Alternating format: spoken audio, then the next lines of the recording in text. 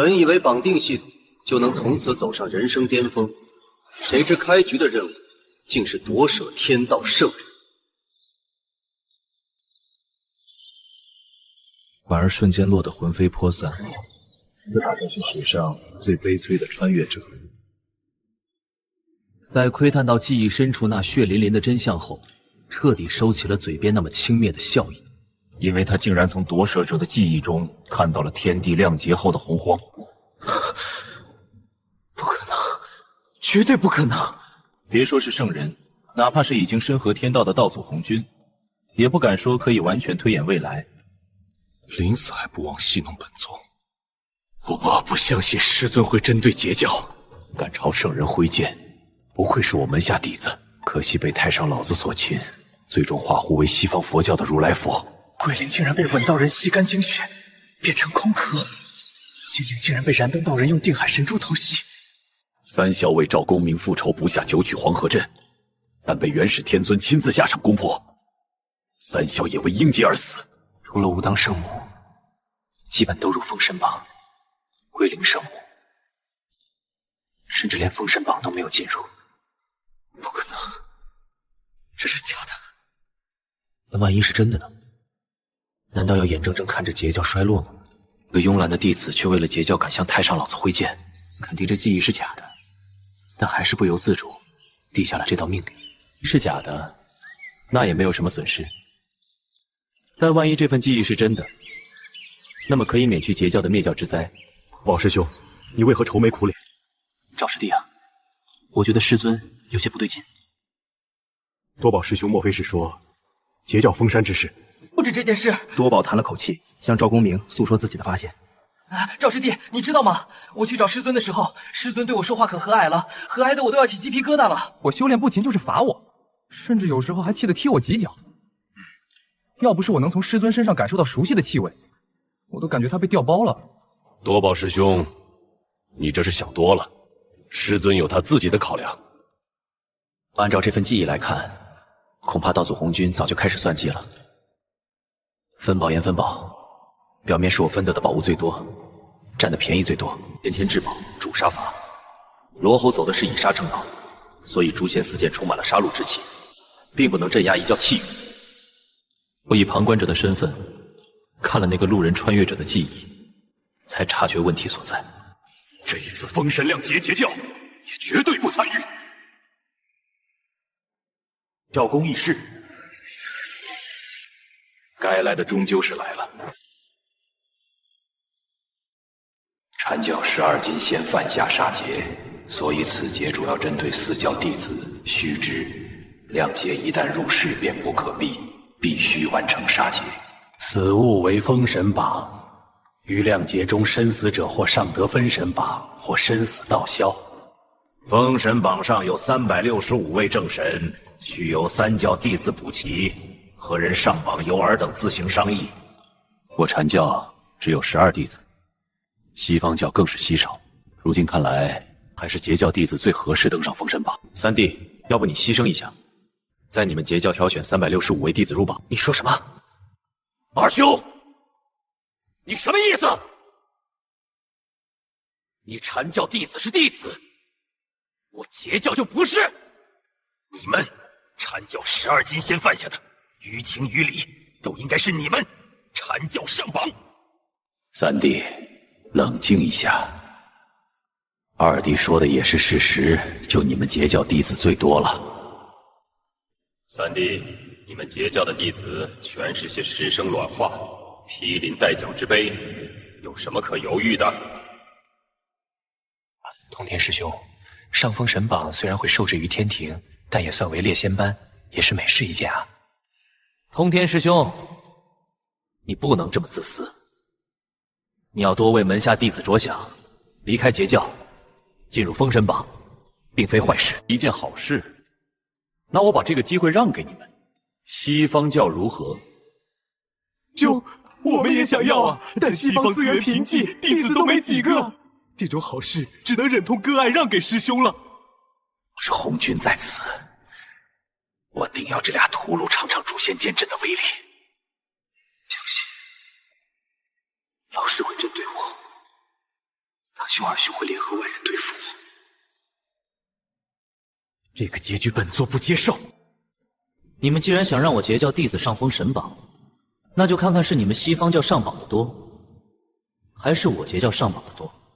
红军老贼，不知如果天道知道了你想彻底代替他，那么他会怎么做？太上师兄、元始师兄，请来须弥山一叙，共讨封神之事。回到金澳岛后，便用圣人手段开启护教大阵。公明通知截教所有弟子，亮节期间不可外出沾染因果，发现者逐出截教。从没见过师尊如此严厉的样子。通天教主将自己的命令告知赵公明后，直接回到了碧游宫，开始思考着对策。陆亮节，如果现在就占了他，能否避免那一场悲剧？那导火索是什么？对了，世人皇帝心在女娲庙刻吟诗，女娲震怒，降下轩辕分三妖，秽乱大商。这件事好像有西方教的影子。若是我破坏了它，不仅能拖延封神亮节，还让女娲欠我一个因果，何乐而不为呢？和红军打压截教，是为了阻止人道复苏。封神后，人皇变成天子，99至尊削成95至尊，后的敌人是天道，自己受制于天道，除非……唉，看来这个圣位非非不可。以立正道，战3世，功德成圣。其中以立正道正德的圣人最强，也叫做混元大罗金仙。道祖红军曾前往混沌之外，碰见杨梅大仙，亲口承认自己不如他。如今留给我布局的时间不多了，封神亮节恐怕还有区100年就要开启。子，你们西方教也太贫瘠了吧！元始师兄，你冤枉了，这可真不怪我们。昔日那魔祖罗侯在战败时引爆了须弥山灵脉，这才造成了须弥山如今的贫瘠。天已命令截教封山，不沾染亮节因果，我们该如何呢？这有何难？我等四圣前往金澳岛，助通天度化一些罪孽深重的弟子。我们三清可不想因为这点小事闹呗。而且你就不怕通天提着诛仙4剑跑到你须弥山来吗？通天的截教弟子众多，号称万仙来朝，有不少弟子都在大商为官，我们可以从这方面下手。在外的截教弟子有难，金澳岛中的截教弟子不可能坐视不管。既然这么决定了，那讨伐大商的人选就交给你们西方教吧。元始师兄，您这话说的，我们西方教本来就没多少人，就连我也只有弥勒一个亲传弟子，此等大任我西方教难担啊。是啊，元始师兄，老师可是将封神榜交给你和太上师兄了，理应也是你俩出主力啊。不出力把好事全占了吗？我们也没说不出力啊。如今大商正值壮年，气运无比兴盛，这个时候伐商无异于逆天而行。依你所言，这次封神亮节后，截教一定会元气大伤，禅教作为主力也不会好受。最后的赢家一定会是我西方教。西方教终于要大兴了。按照记忆，就在这里啊！哪怕是已经身合天道的红军，都无法推算出蓬莱岛的位置。他似乎看到了空间碰撞形成的痕迹。但也仅仅一瞬间，痕迹就消失了。难道在这里？通天内心一阵火热。蓬莱岛可是连圣人都眼馋的仙岛啊！唯有如此，我才可以在红军和天道的眼皮底下自废圣为。待我再度练成混元大罗，天地也将无从探知。除了果实，还有这诸极品先天灵根。等找到屏蔽天机的方法后，便将整座蓬莱岛并入金澳岛内。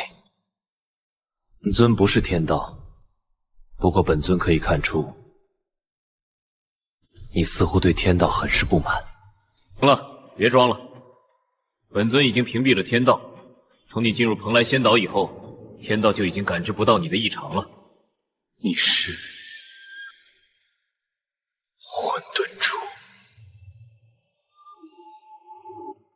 传闻造化玉蝶蕴含混沌3000大道，同样因为开天亮劫而破碎。后道祖红军得到造化玉蝶最大的一块碎片。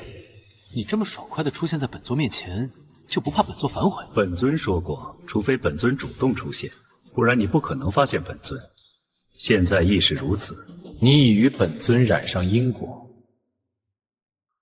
天道一直在寻找本尊的下落。如果天道在你身上感受到本尊的气息，你也会有麻烦吧？你说天道是你的敌人，这是为何？大道50，天言49，敦去其一，谓之变数。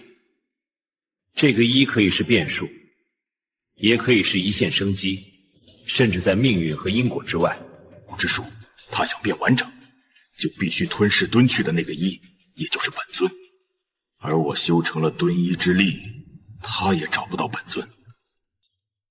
本尊当然是很不爽，竟然被一个刚刚诞生的天道惦记上了。但天道和红军合道以后，实力更是达到了巅峰，本尊也没把握对付他。天言49为定数，唯有的一线生机敦去。截教的教义正是截取这一线生机。行了，本尊已经把该告诉你的都告诉你了，现在该由你来说说为什么想对付天道了。本三清扶持为天道圣人，受他掌控。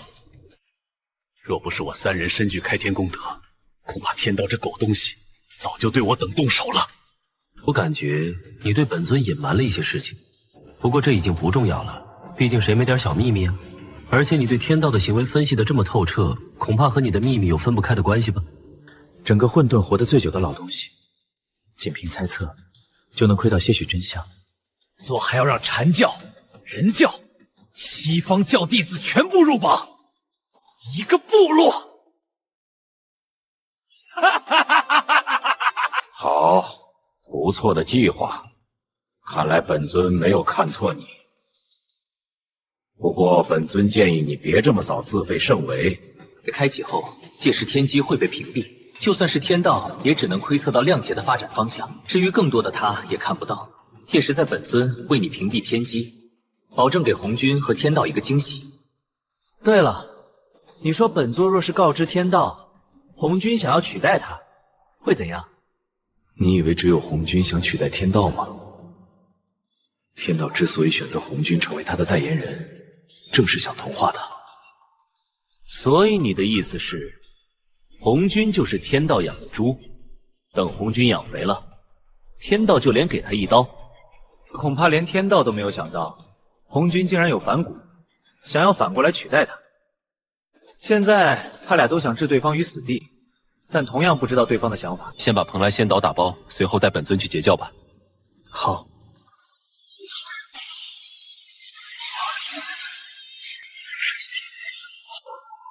3座仙岛灵气充沛，正好可做截教弟子修炼道场。弟子若强盛，封神亮劫又有何惧？师尊，您回来了。多宝，坐于主位的通天稍稍抬头，扫视着个弟子。终于，他看到了自己最不想看到的截教弟子，没有之一。负责执掌6魂幡的长耳却跑路了，投靠了太上和元始，导致我功败垂成。但杀他名不正言不顺。不过，封神榜上，我已经给你预定好位置了。奇怪，怎么突然一阵心悸？难道有大能要杀我？谁敢在通天教主眼皮子底下杀我？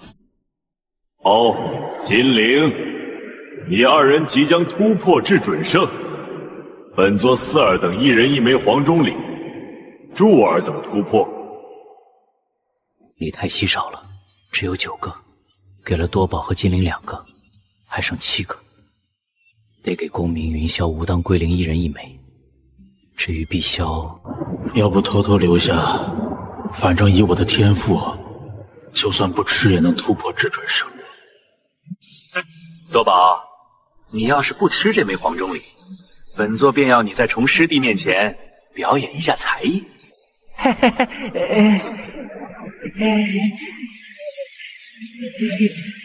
当着所有截教弟子的面表演才艺，我还有什么脸做这个内门大师兄啊？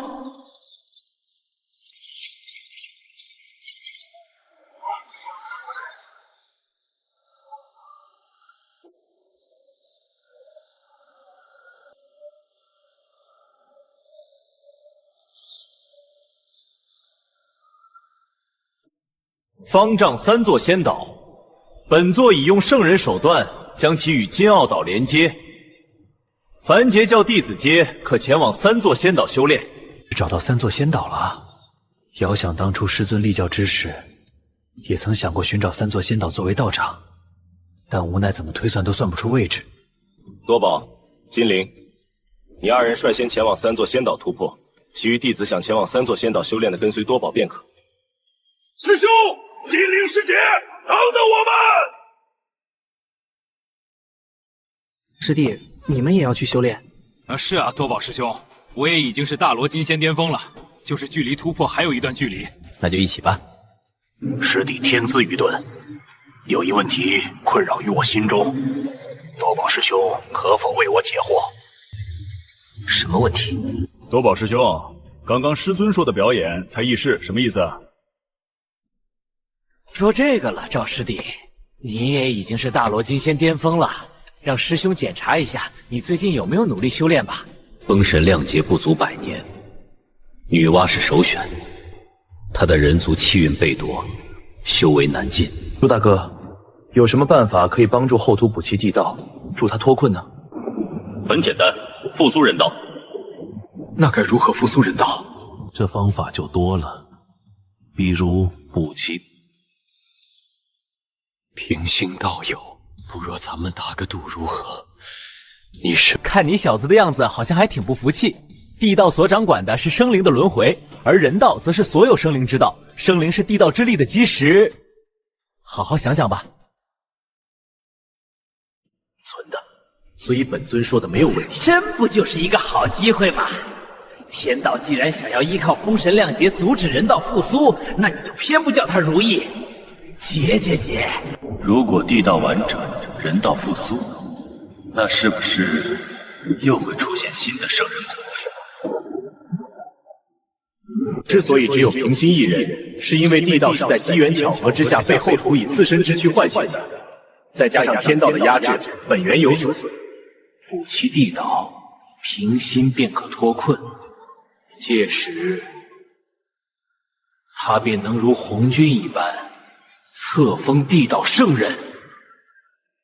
地道不全，人道沉睡，天道一家独大。若想复苏人道，需从人族下手。黄贝秋火运动，空统印在太上老子手中。这么一想，人道复苏难度不小啊。你小子要是有空，可以来本尊体内的混沌世界一趟。这里面的东西应该对你有些帮助。诞生于混沌之初，能挺过开天亮劫，绝对是混沌至宝中最强的存在。若他只有屏蔽天机这一种能力，那才奇怪。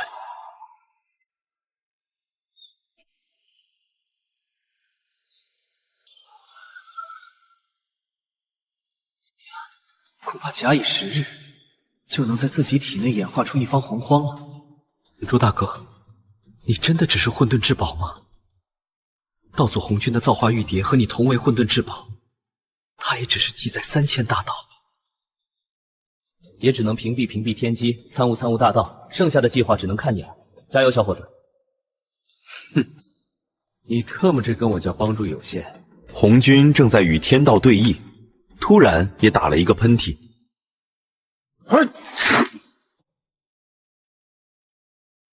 本座通天前来地府欲与平心道友谈一笔交易。通天道友请回吧，本宫早已无心无力。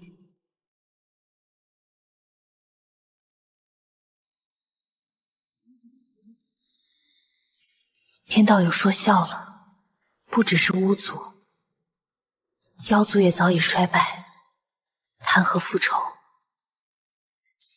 平行道友，若咱们打个赌如何？你是不愧是地道圣人。若没有其他事，还请通天道友请回吧。本宫没有这种想法，小心被不怀好意之人发现。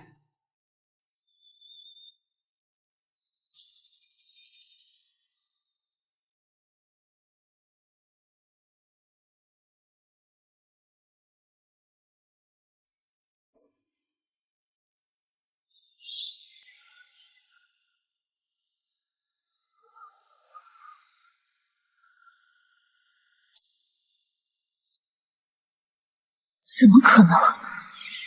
结果竟是乌蒙蒙一片，好似有什么东西将其遮掩住了。平心道友，结果如何？通天道友，还请到地府一叙。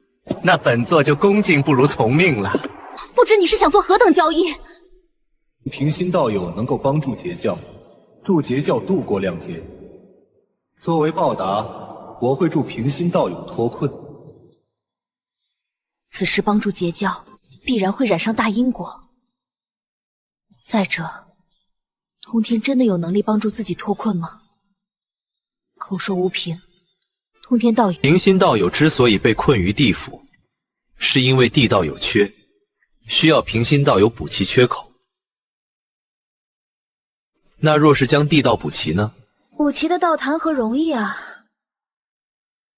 通天道友，本宫想过这个方法，可是该怎么补齐呢？道友，你的计划很好，但若是被天道发现，可就不妙了。本宫刚刚对你进行推算，可结果却被蒙蔽住了。道友，这就算了吧，哪怕是盟友，也不能让他知道混沌珠的秘密。匹夫无罪，怀玉其罪啊！别这么小气啊！既然这个小姑娘想看看本尊英俊潇洒、玉树临风的盛世容颜，就让她看看吧。啊，她的底牌就是本尊。这下子可以和通天那小子合作了吧？混沌珠能屏蔽天机，他应该也抢不走。通天道友无需紧张。大道誓言就不必了，只是这合作的事，不知平心道友是否同意？此事本宫自然同意。就是通天道友，不知本宫可否再加一个条件？平心道友，请说。想请通天道友助我向天道红俊复仇。就算你不说，我也会这么做。洪荒本就是盘古父神所开辟，却被天道和红军所操控。三清原本是一家，本教主胚，哪有兄长帮着外人对父亲弟弟的？虽然看不起接引准提，可他们才是真正的亲兄弟啊！通天道友，我答应合作，只是现在的我只能居于地府。平心道友不必妄自菲薄，地道在计划中的作用可不少啊！待封神亮节开始，我会来地府通知道友。玄冥姐姐，小妹很快便能为你们报仇了。多宝师兄，金灵师姐突破。见过师尊。免礼吧。金灵，你二人很不错，突破用的时间比为师想的还要短。多亏师尊赐下的黄钟礼。穷小，碧小，你二人修为还未到大罗金仙巅峰，待尔等突破，本座同样也会给你们。是师尊。只恨自己修为太低啊，一定要早日达到大罗金仙巅峰。既然如此，那剩下的一枚该给谁呢？只要将大伤的人皇变得昏聩，大伤的气运便会下降。啊，师弟，好主意啊！人皇的位格相当于圣人，在人间享有气运护体，我们不能直接出手，不然就会受到气运反噬。我们不能对人皇出手，但我们可以蛊惑人皇啊！哈哈哈哈哈哈！师兄还得是你呀！对，咱们可以蛊惑那个人皇啊！这是我的善师菩提道人，虽然只有准圣巅峰的修为，但也是圣人为格。就让他去蛊惑大商人皇吧。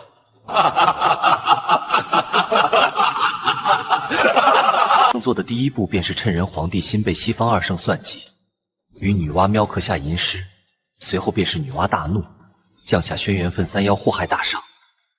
老金陵，前来见我，往人间一趟。其余所有截教弟子皆不准离开金澳岛，违者逐出截教。是。还有，如果在外的截教弟子遇到了嘴里说着道友请留步步的人，一定要紧逼到场，离他远点。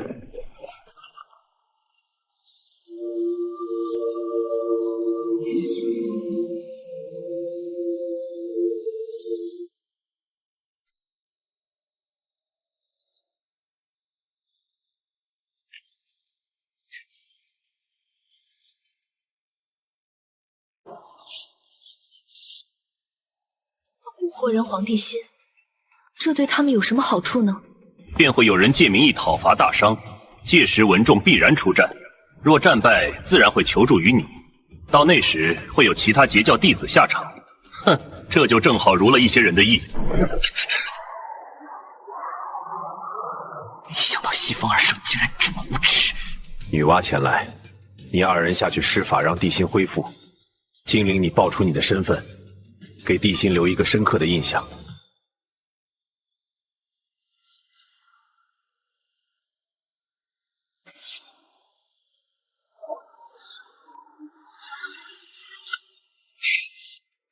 通天道友教主本宫，所为何事？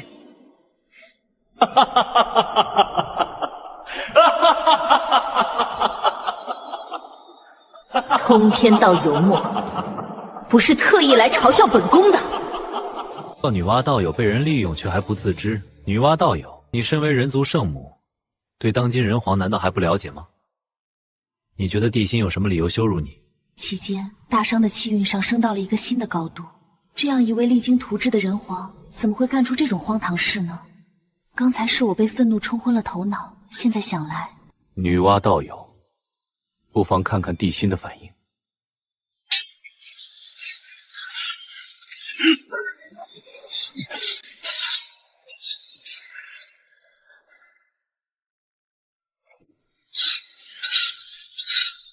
孤子之犯下滔天大错，此事皆由孤一人为之，请两位仙人告知女娲娘娘，不要迁怒于大商。你们听不懂孤的话吗？孤说了，此事皆是孤一人之错，你们难道想违背孤的命令吗？孤说了，此事乃……金灵师妹，你来解释吧。人皇地心，吾乃截教金灵圣母，如被奸人所害，师尊以前去跟女娲圣人解释。这位仙人，不知我朝太师文仲是你的什么人？文仲乃吾之弟子。不是通天圣人，可否解决大商的危机？人皇请放心，如大商遇到危机，师尊会出手相助。女娲道友可否相信人皇帝心是受人陷害？还请通天道友解惑，是谁蛊惑的心亵渎本宫？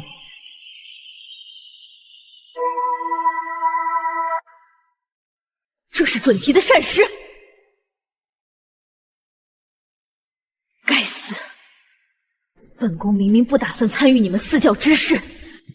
女娲道友未免有些天真，你真以为你能脱身事外吗？啊！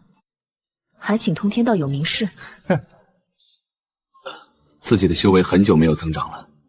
人族的气运挂钩，一旦人族的气运降低，你的实力就会没有任何进步，甚至还有倒退的可能。便是削弱大商气运，阻止人道复苏。你身为人族圣母，当真能置身事外？就是因为人族功德至宝空统印到太上老子手中，没有了空统印，人族三皇被逼无奈，只能隐居火云洞，为人族镇压气运。多谢通天道友，本宫欠你一个因果，他日必将报答。不过依通天道友所言，本宫该如何？如今的人皇或许已经不能称之为人皇了，称为人王更合适。大商被取代，那么人皇为格绝对会再降，说不定就成为天道的附属了。届时人族的气运可想而知。多谢通天道友提醒，本宫要前往须弥山讨要说法，他日再会。金陵，你告诉你的弟子文仲，让他告诉帝辛，截教一直站在大商的后面。不知女娲师妹来我须弥山何事？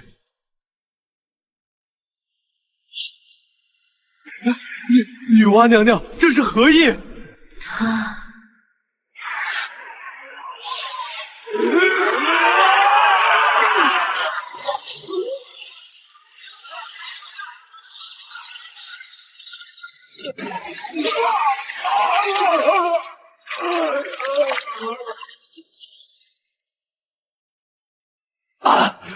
你当真一点脸面也不给我等吗？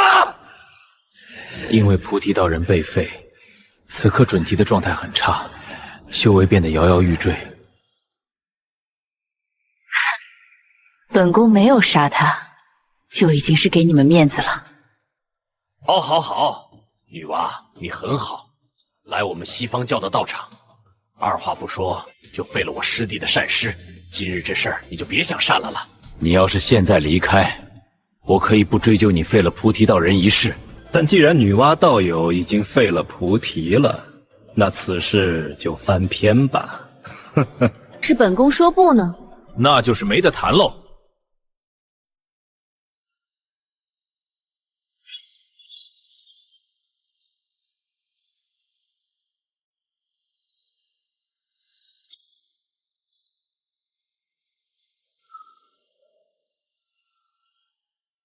若你就此离开，我等便当什么也没发生，否则便将你镇压于此。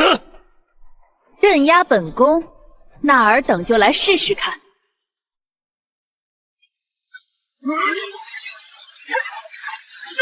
你要为我们做主啊！女娲师妹跑到我须弥山，不由分说就废了我师弟的善师，她都不把老师放在眼里呀！通天师兄，看在老师的面子上，你一定要为我二人做主啊！金陵师妹，你说为什么有这么无耻的圣人啊？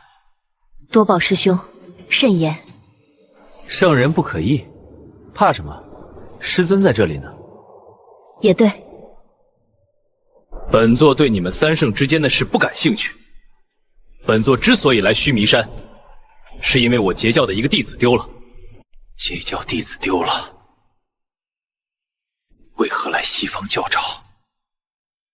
通天师兄，是否弄错了？西方教并无贵教弟子。之后，求首仙、灵光仙、金光仙皆备，虑去西方为坐骑。截教门人满堂英烈，最终落得如此下场。多宝道人亦被老子度化成佛，若不交还我教弟子，天境洞真格的，连诛仙剑阵都祭了出来。诱骗我教弟子者，便是此人。尔等还有何话可说？不是，菩提明明去了女娲庙，何来世间诱拐截教弟子？通天师兄误会了，菩提一直在女娲庙，实无实际行骗。承认菩提受你指使了，本宫不愿卷入四教之争，你们却偏要拖我下水。师妹，此事是我们不对，但你已惩戒菩提，不如就此作罢。通天师兄，菩提却在人间，实无法。哈哈哈哈哈！他在人间，哼，巧了，我教弟子正在大商为官。通天，莫要欺人太甚！不心虚，他为何不语？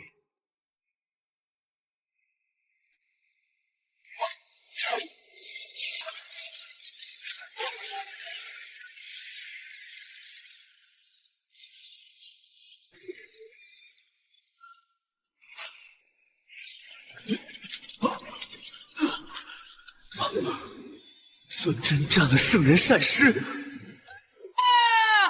师尊霸气！恭贺师尊斩圣师。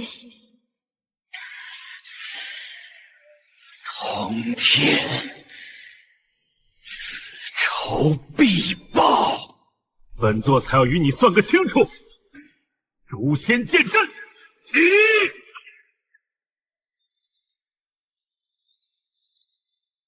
你岂不怕道祖降罪？道祖今日不教弟子，纵道祖亲临，亦无生量。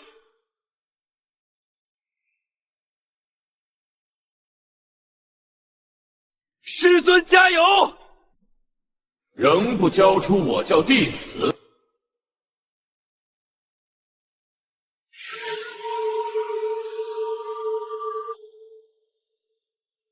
我等做主。女娲被菩提，通天毁道场，战胜师凶为难挡。封神亮节乃天道大事，圣人当顺天而行。顺天而行，便是要截教覆灭，弟子上榜。朕教12仙犯杀劫，为何偏要我截教抵命？截教上榜乃天命，圣位天赐，由不得你。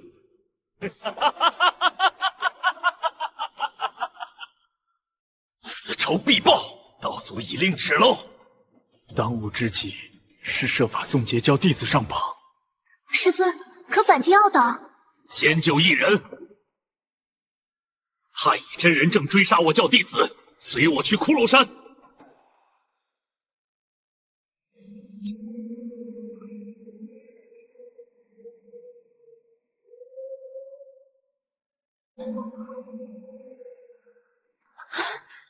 大师兄，二师姐，你们来了！师妹，我们受师尊法旨而来，可曾受伤？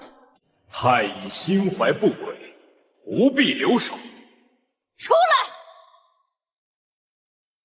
哼，不你可知这一剑射杀了我童子？师尊不是说无人吗？坏我弟子道心，今日留你不得！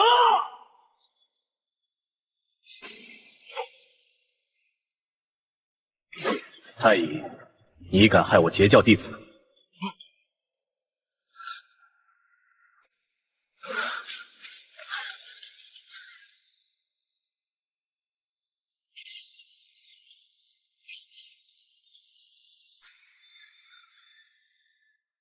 算计截教，今日你和该上榜，徒弟活，收他为徒，本就未当劫。不守信！我只问，未允许，生死由我定。师生鸾化之辈，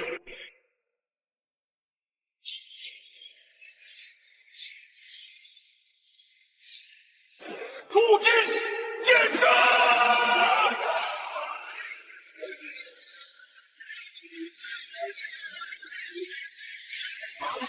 诸圣皆敬。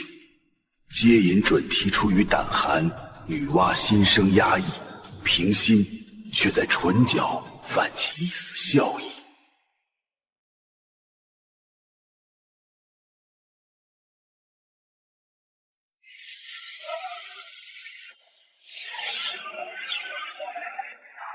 太乙算计实际有错在先，然其已孕。通天，你向元始致歉，此事变了。太乙害我弟子，实际杀他乃其自取，连大兄之言都不听了。情何至于此？徒让外人看笑。截教败亡，皆因己身顾念情谊，未料兄长绝情至死。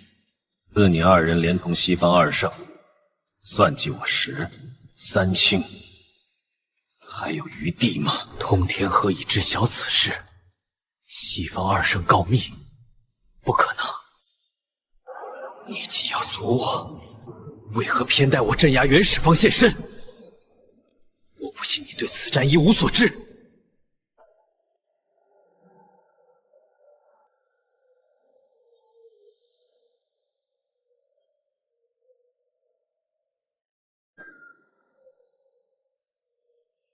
太上老子，过往你偏袒元始，我忍了。但自你们算计我那日起，三清情谊便绝。我所推未来中，三清当与封神亮节相争，却未至决裂。为何如今通天疯了不成？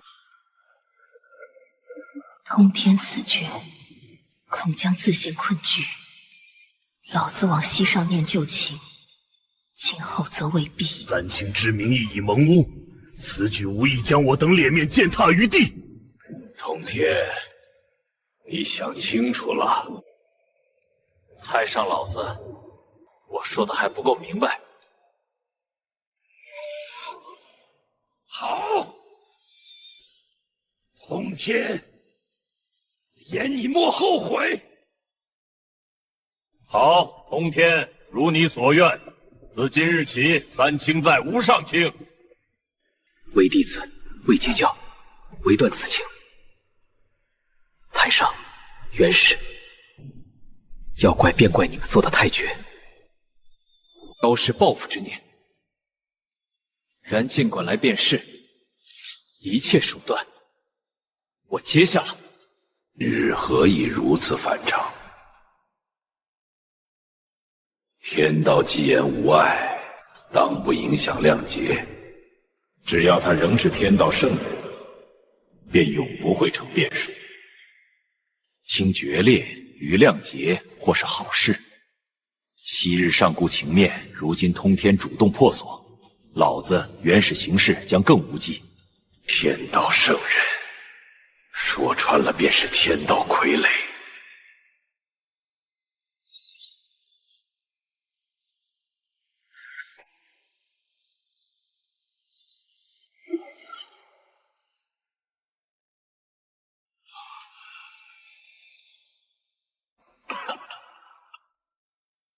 天道圣人果为碎灭，这般虚弱，不过自占圣为罢了。你倒试试自斩一刀，虽好大道之机，然似乎竟能成就天道圣人一用。会说非得成天道圣人，鸿蒙子气本为天地人三道共有，不过天道独大，强战说倒罢了。你是说，若地道、人道复苏，我可用此气造圣？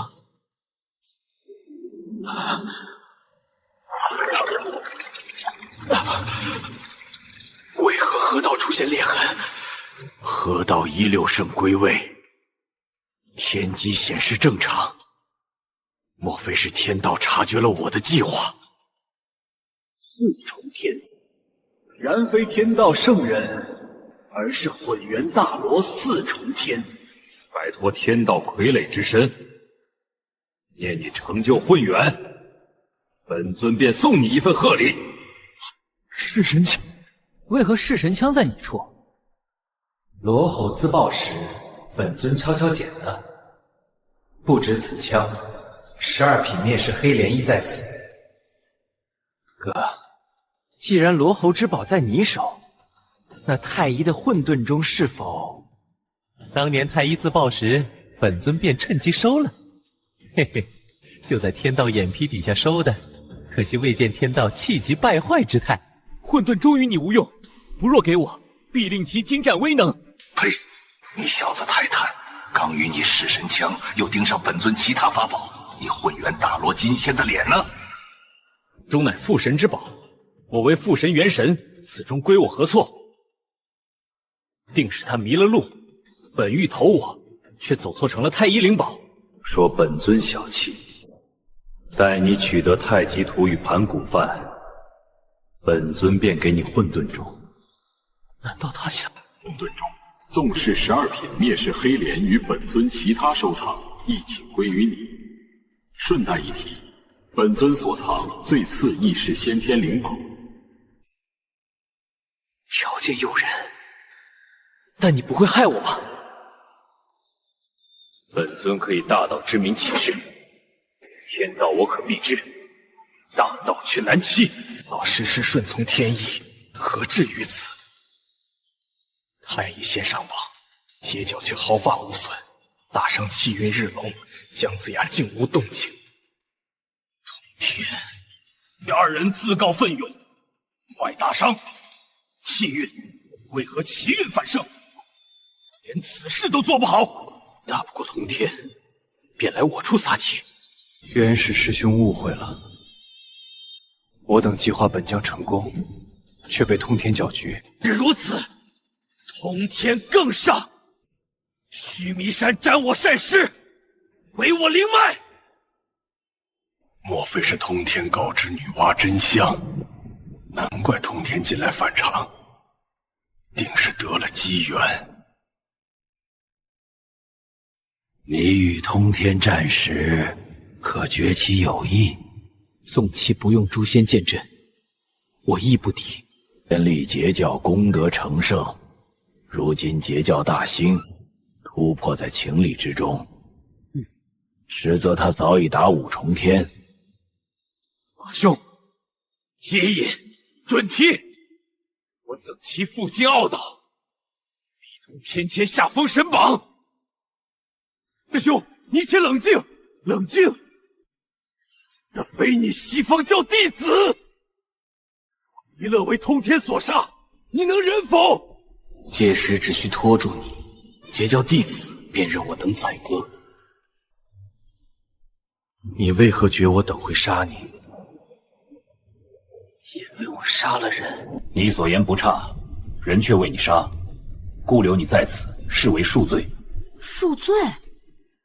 然，死罪可免，活罪难逃。你既杀截教之人，便需付出代价。便赠你拜师礼。太乙当真吝啬，今与3件后天灵宝，我们便注定法宝不缺。虽品阶不高，然胜再两多。徒儿，报件法宝与为师瞧瞧。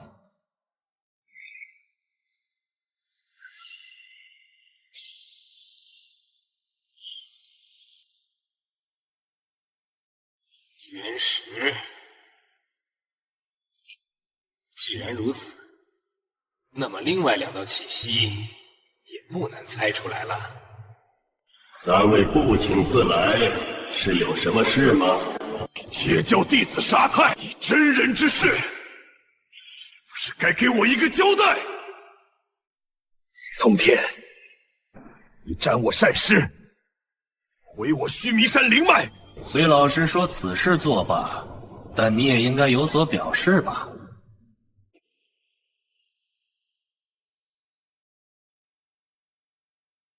元始，那本座问你，为何你被本座打爬时，没让本座给你交代？是不是有这俩屠戮跟着你？你又觉得你行了？你们2人今天过来，是良心发现要将我截教弟子送回来吗？通天，我再说一遍，我们西方教没有你截教的弟子。通天，今日这封神榜，你截教签也得签，不签也得签。你觉得就凭你们仨，能让我截教弟子上榜？老师怎么？为什么通天比之前更强大？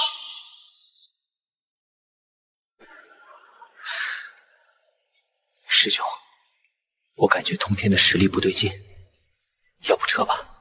如今内外门8大弟子，只剩我和金陵圣母还在金鳌岛。自己身为截教大师兄，更应该在这时候扛起大旗。金陵师妹，你带所有截教弟子前往3座仙岛避难。是，师兄。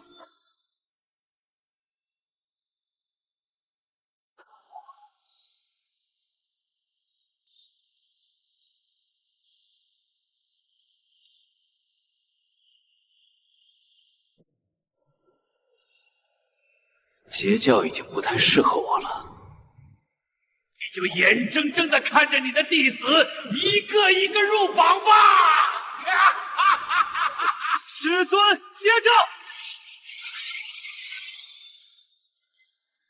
夺宝，干得漂亮！哈哈哈哈哈哈！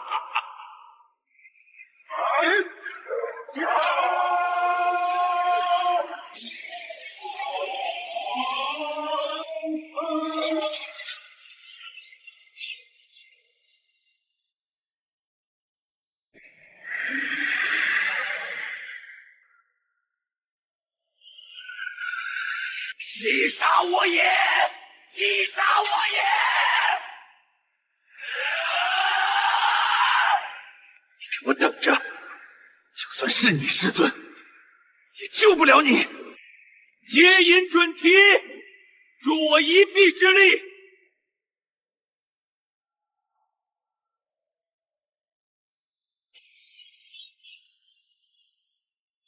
剑道法则，战！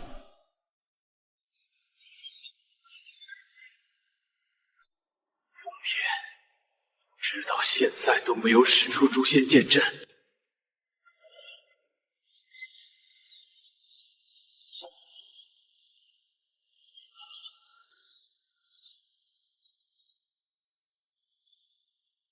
剑阵已成，气机所死，能破此阵者，唯有合力。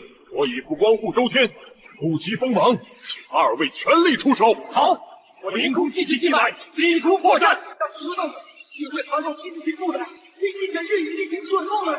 不是师兄，咱们3人合力拿了他诛仙剑，今天还怎么维持诛仙剑阵？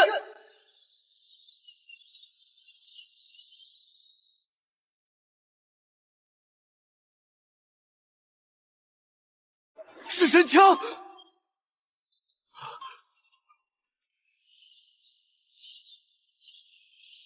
人生师兄，赶快破阵，我俩拦住通天！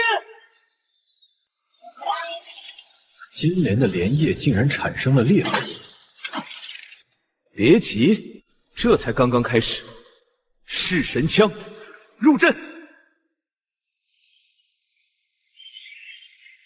剑阵竟然更强了！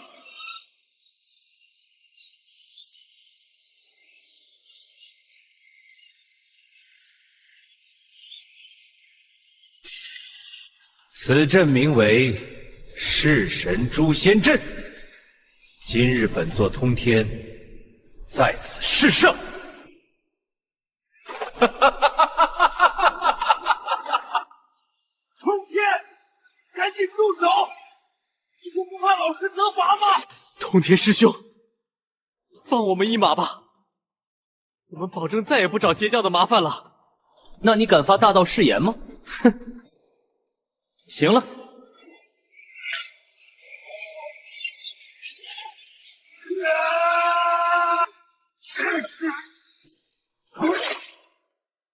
通天，当真要与我彻底撕破脸吗？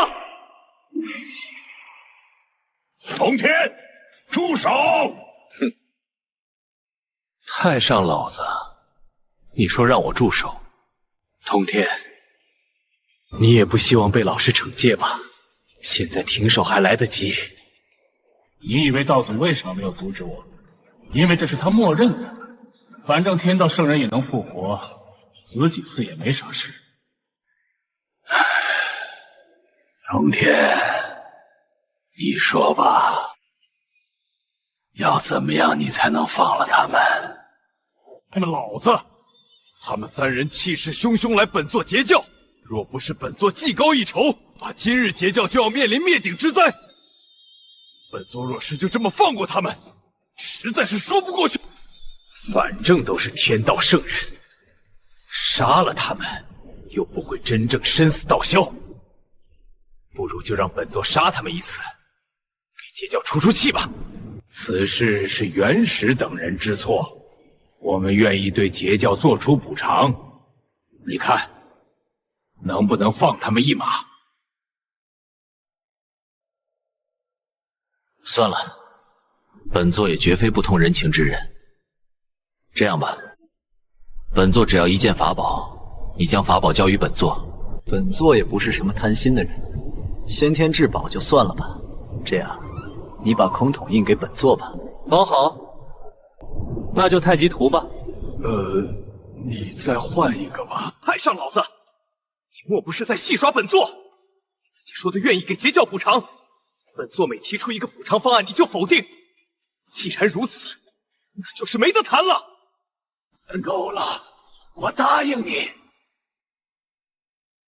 拿下！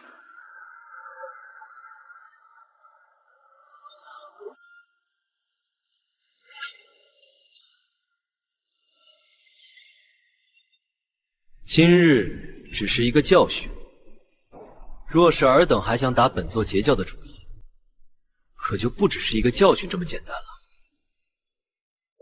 如今孔统印在通天手上，我们已经没有办法废立人皇，看来不能从大商下手了。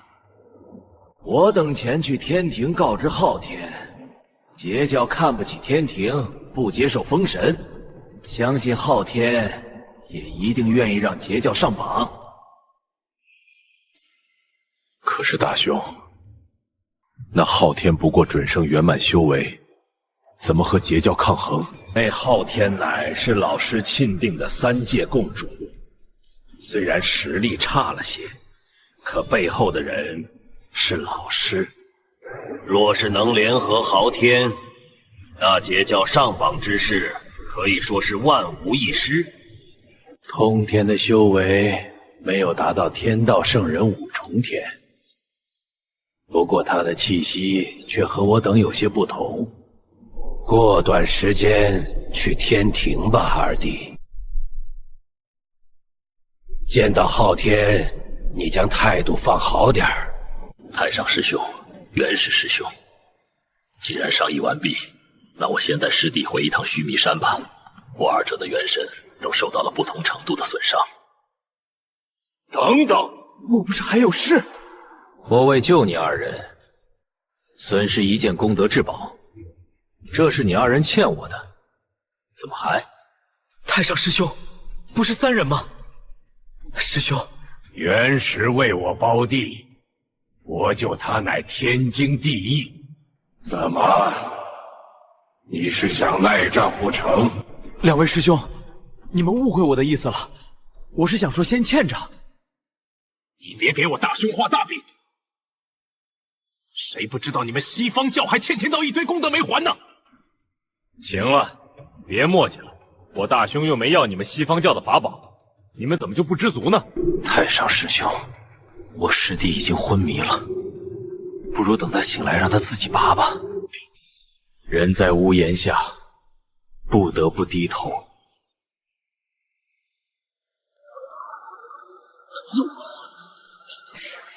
这三清，没一个是省油的灯啊！是时候去一趟火云洞了。之前本座答应过，只要你们二人修为达到大罗金仙巅峰，本座便赐予尔等先天灵根黄钟礼。如今你俩修为已到大罗金仙巅峰，切莫让本座失望。是，穷孝定不会让师尊失望。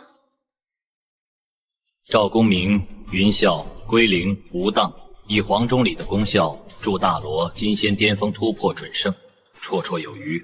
为何你四人还未突破准圣？禀师尊，我等四人正在三座仙岛中修炼，接到金灵师姐的消息，得知了金鳌岛的情况，所以提前结束了修炼。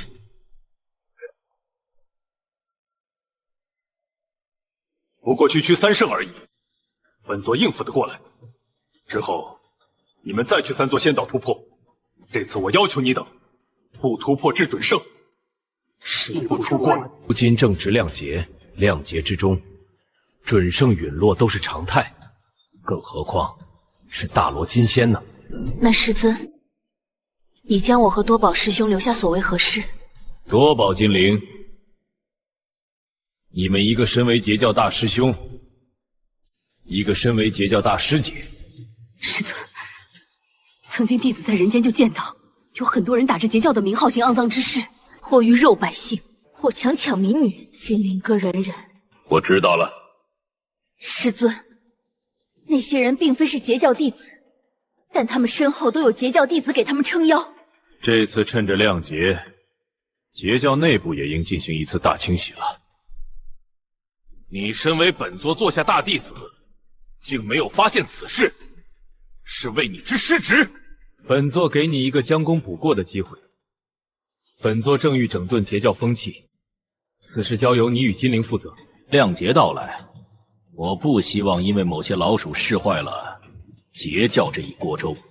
若是这些害群之马为截教沾染上因果，后果不堪设想。是，师尊。石神枪。多宝，在截教整顿风气期间，尸神枪便交由你使用。若有不从者，直接斩杀。疑人不用，用人不疑。本座这些气量还是有的。请师尊放心，今后绝不会再有人败坏截教的名声。哈哈哈哈哈！好，你可莫要让本座失望。哈哈哈哈哈！金陵，此事过后，你联系一下你那个叫文仲的弟子，让他告诉地心，我会去找他。是，师尊。好，接下来截教的事便交由你二人了。本座先行离去，尔等莫要让本座失望。恭送师尊。多宝师兄，将所有截教弟子都叫过来吧。我能感觉到这次师尊真的生气了。所有截教弟子前来必有公议事。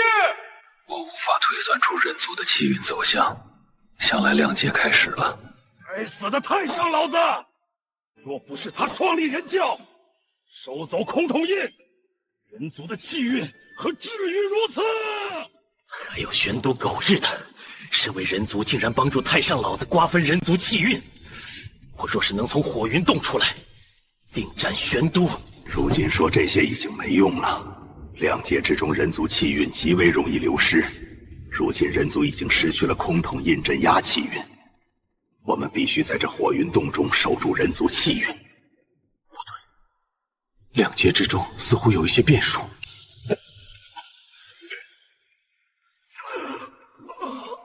伏羲，你这是被反噬了？伏羲，难道你看到了人族气运走向？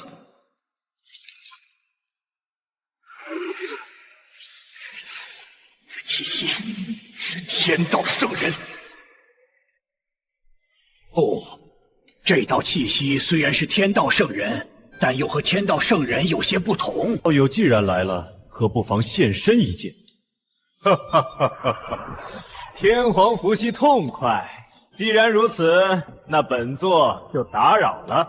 通天圣人，赶紧离开！火云洞不欢迎天道圣人。伏羲道友，我已经不是天道圣人，甚至连圣人都不算。若不嫌弃称呼我道友便可。通天阁下莫非已经不是天道圣人了？通天圣人来我火云洞末，不是有要事商议？哈哈哈，还真给伏羲道友猜对了。本座今日前来，的确是有要事同人族三皇商议，此事与人族气运相关。通天道友，你莫非成就混元大罗金仙了？好，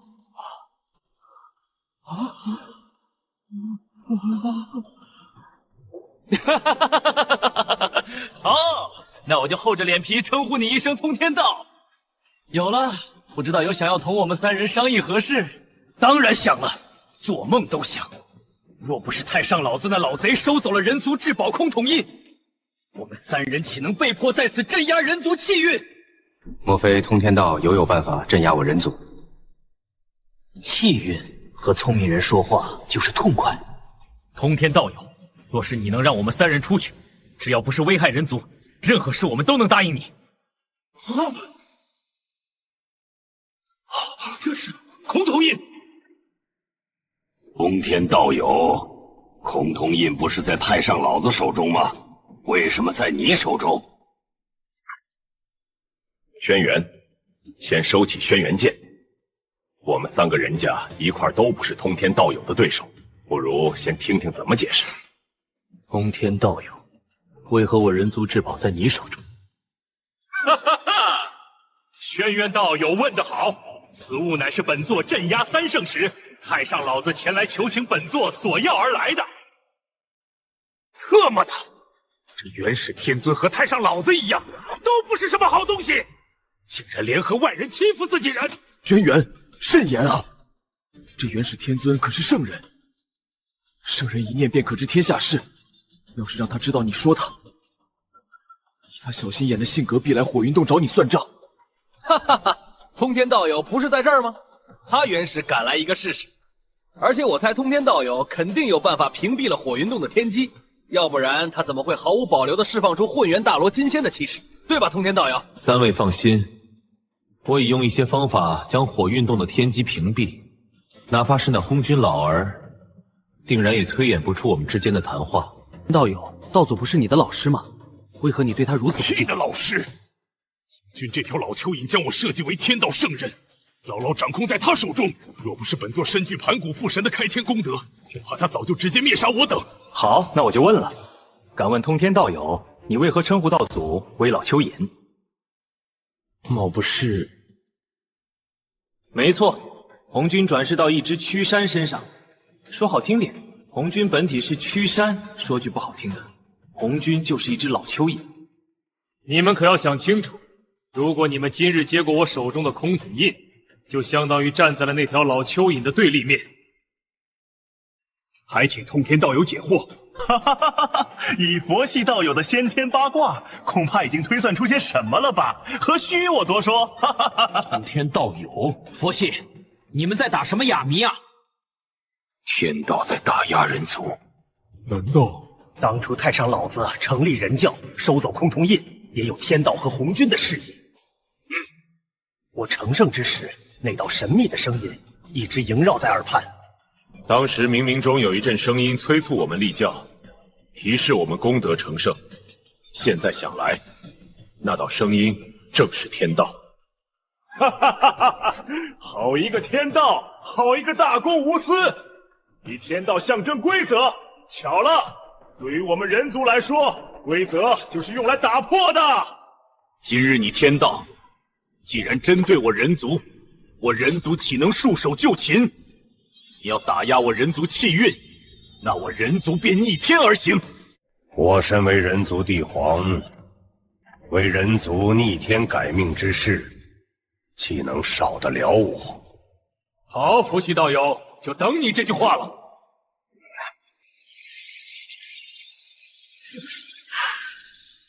哈哈哈哈哈哈！什么？太师，姑没听错吧？通天圣人真要前来大伤？大王，此事乃吾师尊亲口传音于臣，不可能出错。还请太师告知圣人，帝心在此恭候圣人前来，定不让圣人失望。大王不必如此，教主的心思不是我等可以揣测的。大王只需和平日一样，时机到了，教主自会前来大伤。大王，你这是？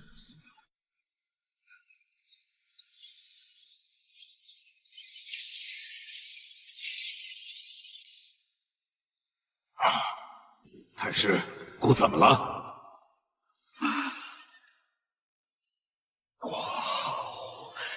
太师，我这是成仙了。帮军的人皇还算不错。通天道友，帝心的意思是，不只有一位圣人针对人族，敢问楚太上，老子外还有哪位圣人针对人族？伏羲道友放心，你妹妹并未针对人族，但是你妹妹差点被准提当枪使，而且这把枪恰好对向了大伤。通天道友，多谢了。伏羲道友不必如此，如今我们一条战线，帮助人族也是帮助我截教。伏羲，先不说这些了，有了崆峒印，咱们是不是可以出火云洞了？如今我们出去，可能会遭到四圣的围攻，万一拖累人族就坏事了。伏羲道友不必惊慌，你忘了你妹妹也是圣人，元始和西方二圣联手都不能在本座手中讨得好处，更别提西方二圣元神被本座重创。若是本座与女娲联手，四圣和局也。至于红俊，通天道友，大恩不必言谢，待我等出世，便向帝心建议将截教立为大商国教。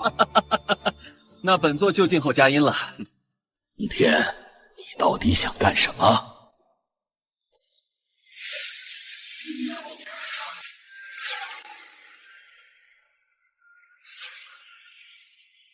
被关了这么久，脾气还是这般暴躁啊，轩辕！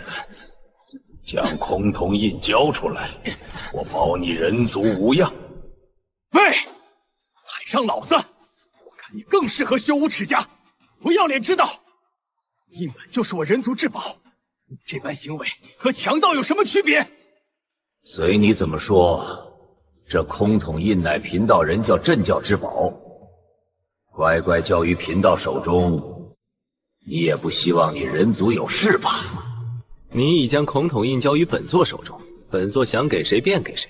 怎么，堂堂太上圣人竟然言而无信？通天，你竟然将崆峒印拱手相让，你这是有违天道大事！太上圣人，没事就请回吧。还是说你也想跟本座打一架？通天，你好自为之。除了创造人族，你为人族做过什么事？昔日那妖族拿人族炼制屠无剑，你这个人族圣母可曾阻止过？那时的你已是圣人，可你依旧对人族不闻不问。不是伏羲，你低什么头啊？当年身为妖族军师的伏羲已经死了，你现在已经不是妖族了，是人族的天皇伏羲。若人族对你有所怨言，为何让你成为这第一任人皇？还有女娲圣人，虽然我的确看不惯你当年的一些所作所为，但终究还是你创造了人族。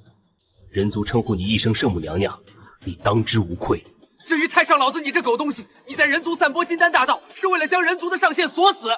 若是修炼了你的金丹大道，恐其一生都没办法突破准圣。我们人族乃是先天道体，你这是想让他们一辈子困在大罗金仙的牢笼里。太上老子，你对本宫人族所图甚远啊！通天道友，若小妹斗不过太上老子，可否请你助他一臂之力？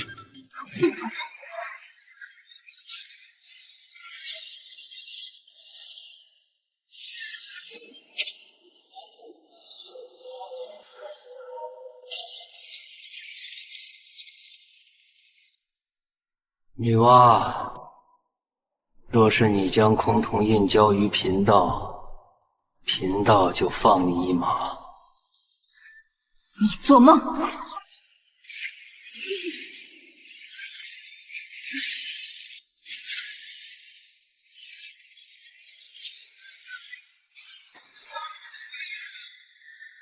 通天，你是不是脑子出问题了？竟然帮着外人对付我！通天，截教弟子上榜乃是天命所归，他们尽是师生卵化之辈，身上的因果会连累你，你怎么就不明白我和元始的苦心呢？太上老子，你这话说出来你自己信吗？什么也别说了，我倒要看看我和你的差距有多大。通天道友，本宫来助你。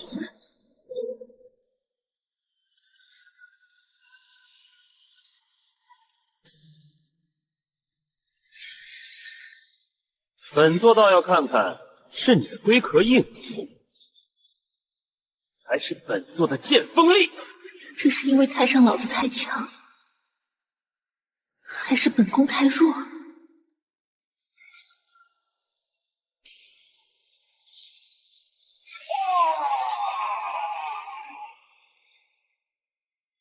太上老子，你果然隐藏了实力。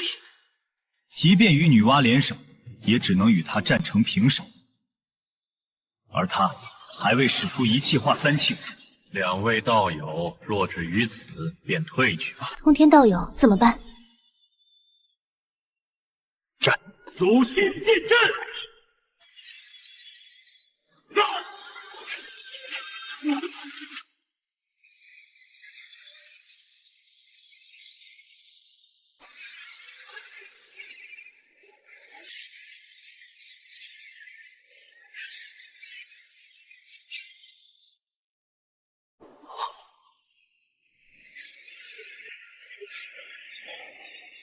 唉，真是一根搅屎棍呐！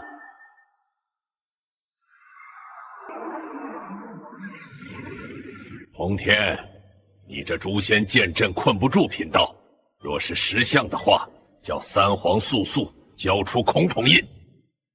太上老子你无非看我没有取出死神枪，觉得我好欺负得寸进尺罢了。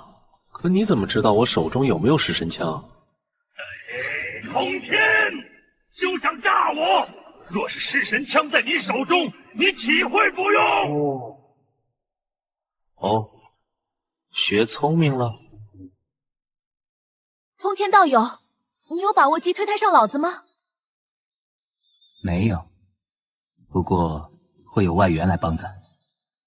3、2、1，应该是够了，停手吧。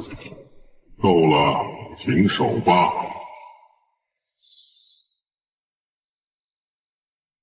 今日之事作罢，封神亮界已至，切勿在亮界中爆发圣战，否则会染上因果。尤其是你，通天。老师，通天目无兄长，蔑视天道，还请老师严惩。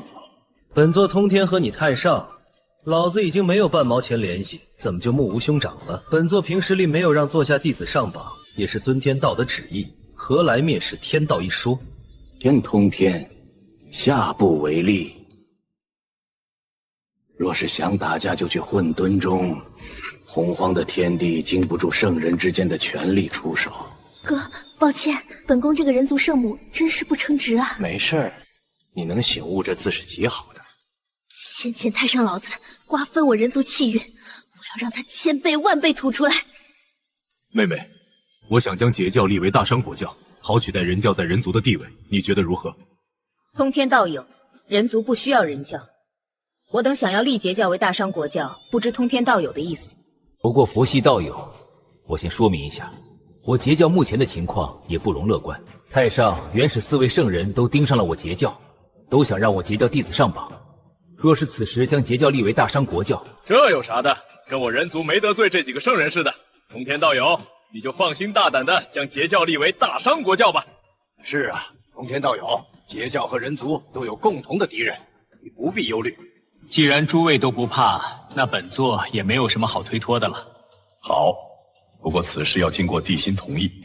正好过几日本座要去大商朝歌，送帝辛一些机缘，就由本座来告知他吧。这本功法乃是我们三皇结合人道气运所编纂而成，非人皇不可修炼。若通天道友见到帝辛，麻烦将这个给他。既然没什么事了，那本座便先行离去。若是被查到，以多宝的性格，绝对会被捅几百个透明窟窿，不能坐以待毙。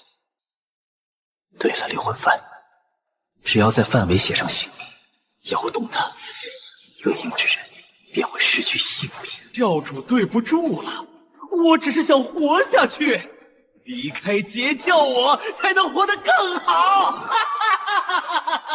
兔爷，我真是太机智了。长耳定光仙，你身为随侍七仙，本应为师尊最信任之一，却做出如此损害截教风气之事。你平心而问，教主大人待你如何？你这样做对得起教主大人吗？长儿，放弃抵抗吧，待教主归来，我们会替你求情，请求教主从轻发落。多宝师兄，我有什么错？在截教这么多年，我没有功劳也有苦劳吧？可截教给过我什么啊？我收点好处不过分吧？现在说这些也没用了，多宝，你现在就要杀了我吗？你的罪过要等到师尊归来，师尊自有决断。所以，你们今天是真要把我留在这儿了呗？好，很好，那就让我看看你们能不能留住兔爷我。别动，你可以试试是你杀我的速度快，还是我挥动六魂幡的速度快。不止你会死，就连你的师弟师妹们也会给你陪葬。多宝，你可要想清楚了再动手啊！长儿，你这是叛教！教主定然追杀你到天涯海角！哈哈哈哈哈！叛教又如何？哼，识时务者为俊杰。金灵师姐，快！该死，马遂，你该死！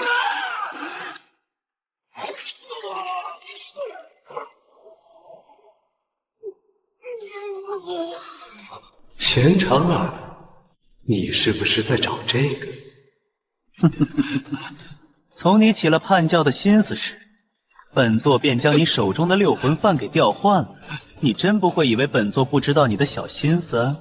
我笑你死到临头都不自知。通天，你不会真以为截教可以在四圣手中活下来吗？今日我死了，可过不了几年，截教的道友们都会下来陪我。你应该知道封神亮节，四教弟子死后会魂上封神榜。不过你放心，待你魂上封神榜之时，本座还会再杀你几次，让你明白死亡也许是个解脱。金陵、多宝，将所有截教弟子都召来碧游宫，本座要亲自惩治叛徒。大家知道他是谁吗？他是随17仙中的长耳定光仙。多宝说的没错，他就是随17仙中的长耳定光仙。本座自创立截教以来，收徒从不看跟脚天资，一直都是来者不拒。但截教自然也是不要蛀虫。现在在你们面前的，正是截教最大的蛀虫。之前清算的截教蛀虫们，有好一部分都是长耳定光仙的人，受到他的庇护。若只是如此，本座或许还会饶他一命。但他接下来做的事，本座无法原谅他。如今亮节将至，你们若是想离开截教，本座或许会同意。毕竟截教的教义便是为天地重生，截取一线生机。本座自然不会阻止你们去截取你们的生机。但是，离教和叛教是两个概念。长耳定光仙不只想要离开截教，还在本座六魂幡上写上了本座弟子的姓名，意味着什么你们都懂吧？今日我便借战长耳定光仙的机会警告各位，如果害怕封神亮节波及自身，大可来找本座；但若是叛教，后果犹如长耳定光仙。教主，饶命！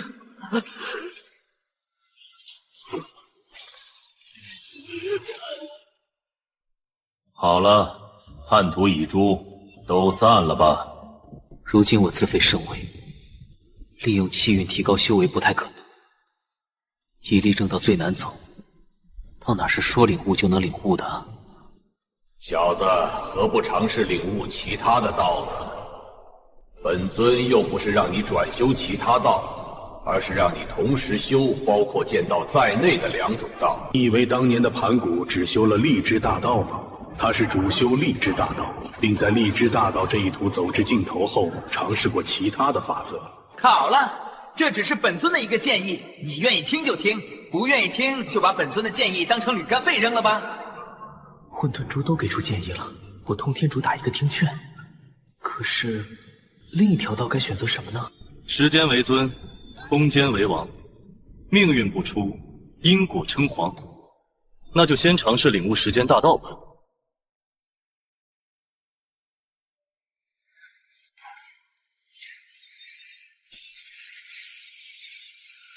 悟道茶，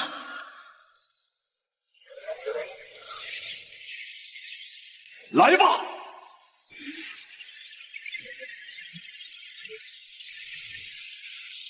总算是成功了。接下来便是该领悟时间大道了。投入那团光团中，无论是本体还是法身，皆亮起耀目的光芒。下一刻，蕴含大道法则的光团融入他体内，他只觉灵台一片通明。意气元神中出现呈现银白两色，蕴含过去、现在、未来之道，正是时间大道。随着领悟的加深，我的脑海里的明悟也逐渐增多。看这时间长河，这足以说明自己的时间大道已经达到入门水准。不待通天领悟玩时间大道，那团光球自通天脑海中抽出，引入混沌大道中。在成功参悟时间大道后，通天的修为也成功达到了混元大罗五重天。观察了一下元神中的雄厚的法力，通天满意的点了点头。回到金鳌岛后，通天做的第一件事便是利用时间法则，加快了金鳌岛内时间的流速。截教众人见到这一幕，皆是啧啧称奇。此时金鳌岛中的时间流速是外界的1000倍有余，看着金奥岛中截教弟子齐齐修炼的一幕，通天想到了3座仙岛。通天有些心动。下一刻，金奥岛内的时间流速恢复正常，截教弟子纷纷退出修炼状态。然而下一刻，通天的声音便传到了众弟子耳中。本座已加速了3座仙岛中的时间流速，有意修炼者自行前往3座仙岛。截教飞腾了，一时间3座仙岛中人山人海。通天也在3座仙岛中，他来到一处洞府外，洞府中散发出无上法力，一时间竟然接近准圣，而且法力的源头还不只是一个，足足有6个。通天会心一笑，看来他的6个弟子也要再次突破准圣了。于是他便在洞府外静静等待6人突破，有不少弟子陆陆续续的离开。终于，洞府内有了动静，一股金色的法力冲出洞府。通天顺手控制了这股法力，继续看向洞府内。只见吴当圣母身披圣光，周身浮现出道影，此修为从大罗金仙巅峰一把迈入准圣，成为6人中第1个突破的。吴当圣母显然很是激动，随即他又有些不解。吴当试着运转体内的灵气，很快他就发现了问题所在。这里的时间流速变快了，很快，洞府中又有一道气息突破到准圣，好像是赵公明那小子的。不错不错，不枉费本座加快这3座仙岛的时间流速。祝贺师尊感悟大道，修为更进一步。多宝，来你师弟师妹闭关的地方一趟。多宝感到背后冒出了冷汗。哪吒，你先在这里修炼，你师祖叫我过去一趟。多宝师兄，你是来跟我切磋的吗？来，让我瞧瞧师兄的实力。赵师弟，是师尊要我来这里，你有看见他老人家吗？没有啊。多宝师兄，你不会是怕了，想借师尊的名义拒绝和我切磋吧？啊，对对对，你说的都对。多宝神色慌，见过师尊。赵公明见多宝的神态不是作假，也立马反应过来，仔细看向那边，果然师尊和吴当圣母就站在那里。那个师尊，我这不是突破准圣太兴奋，跟多宝师兄开个玩笑嘛。对对对，师尊，玩笑话不能当真的。玩笑嘛，这可不能啊！公明，为师还想看看你的圣人之姿呢。赵公明顿时感觉天塌了。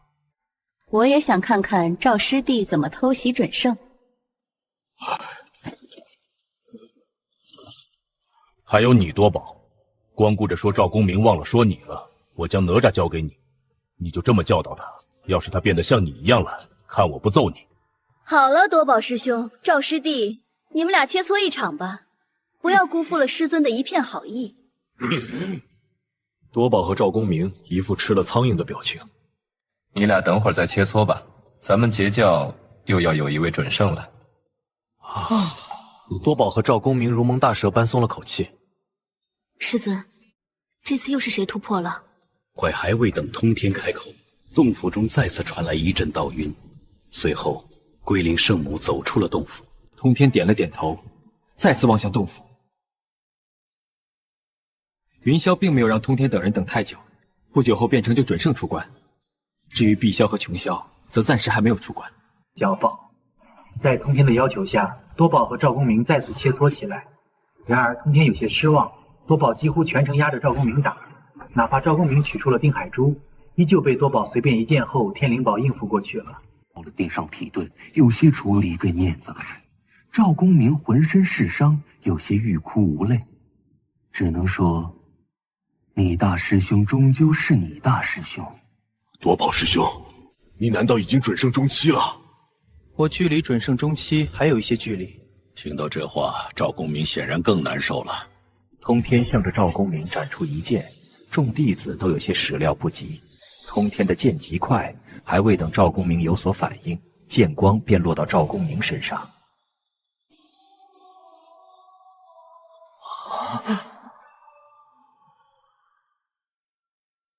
吴当的心思最为敏捷，联想到师尊可以加快此处的时间，便大体猜出个所以然来。通天点了点头，多宝、赵公明以及云霄皆是大吃一惊。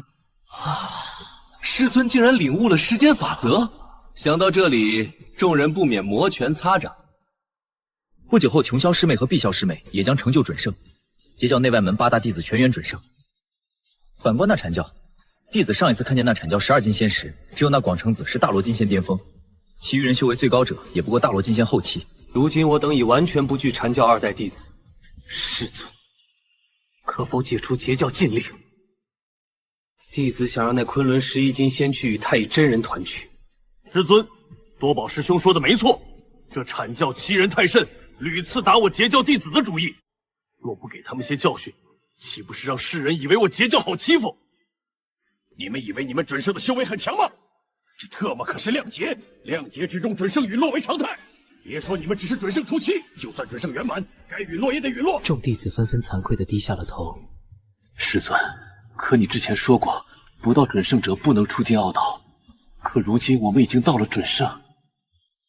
赵师弟，若你能活过今天，师兄就再也不揍你了。但很快，多宝就笑不出来了。多宝，本座说过吗？压力一下子传到了多宝身上。师尊，你想听真话还是假话？自然是真话。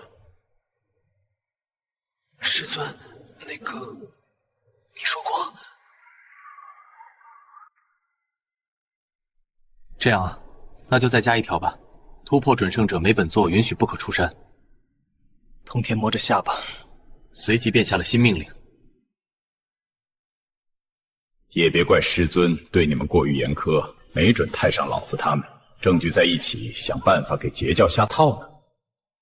赵公明点了点头。赵公明点了点头，和多宝切磋一通后，他明白自己有些飘了。正如通天所料，此刻太上老子、元始接引，准提4圣齐聚昆仑山。太上师兄，多谢上次相救。准提道人气色极差，将一根树枝递给了太上老子。太上老子满意的接过庚金菩提枝，打算先让徒儿玄都参悟，再炼成菩提丹。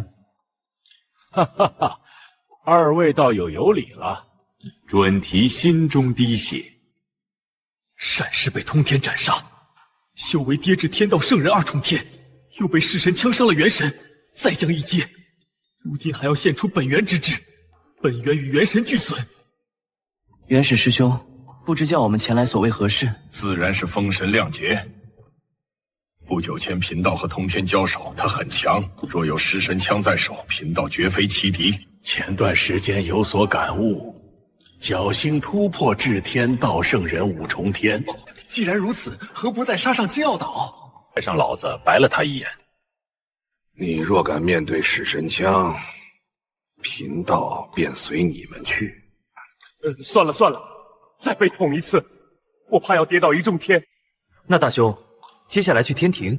元始师太，你带弟子上天庭，向昊天赔罪。他乃老师钦定的3界之主，若通天对他出手，老师必不会袖手旁观。他昊天何德何能，让圣人弟子赔罪？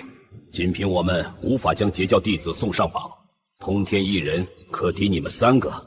若有弑神枪，4圣联手也未必能胜。何况女娲也突破至天道圣人4重天。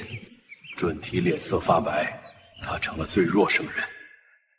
我赵广成子他们回来，带上封神榜，姜子牙已无用，留在人间即可。元始接过封神榜，急切查看，准提也凑过来。菩提道人，太乙真人。这个路人甲是谁？西方2圣摇头，不是我西方教的。菩提道人准圣圆满。太乙真人大罗金仙后期，路人甲地仙初期，后面多是地仙天仙，莫非通天随便送些杂役上榜，想糊弄封神？不可能，通天重情重义，岂会弃门人？昂尔定光仙，难道？若如此，这些上榜者恐是截教叛逆或败类，被通天清理门户，用这些废物冲天庭正神，别说昊天，是都不会答应。昊天，这是打发叫花子。此生一致认为，必须让真正强大的截教弟子上榜。一行人抵达天庭凌霄宝殿。昊天正忧愁独坐，闻报四圣驾临，心中慌乱。朕刚告完状，他们就来问罪。做镇定，他迎出。昊天，见过诸位师兄。昊天师弟乃三界之主，为阁等同圣人，不必行礼。接引准提也连连称师弟弟。往日他们直呼朕为童子，今日反常，必有大事。昊天更慌，平退左右。太上一声轻笑：“他们是来赔罪的。昊天师伯，我等不该羞辱于您，请恕罪。”其余10人齐声下跪，请恕罪。昊天如梦初醒，强压欣喜，故作大度。师至请起，此事翻篇。师弟，封神榜已满，天庭人手问题解决了。昊天大喜，接过封神榜。见守明明菩提道人，感激看向准提。师兄竟让善师上榜，大义。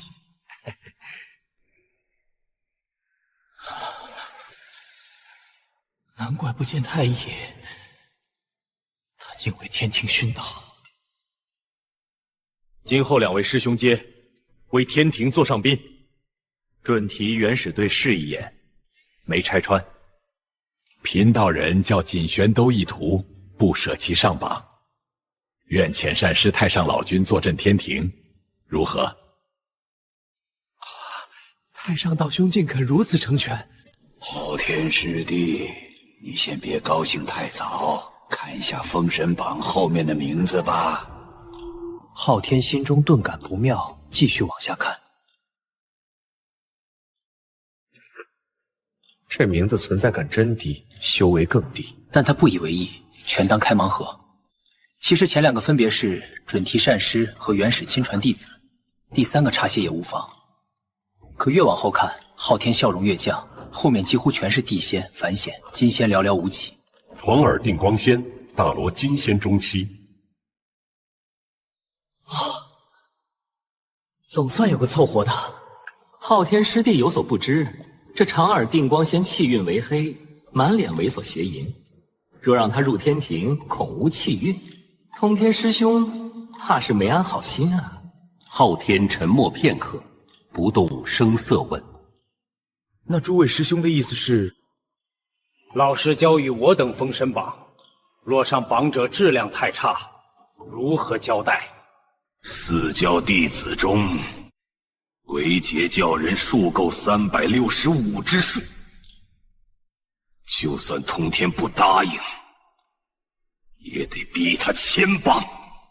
昊天脸色微变，心知4圣此来意图，但他转念一想，天庭若有2位圣人3师坐镇，谁还敢小觑？至于这批凡仙地仙，连威严都打不出。好，就按诸位师兄说的办。你只需关键时刻出手相助。合作达成，4圣离去。接下来怎么办？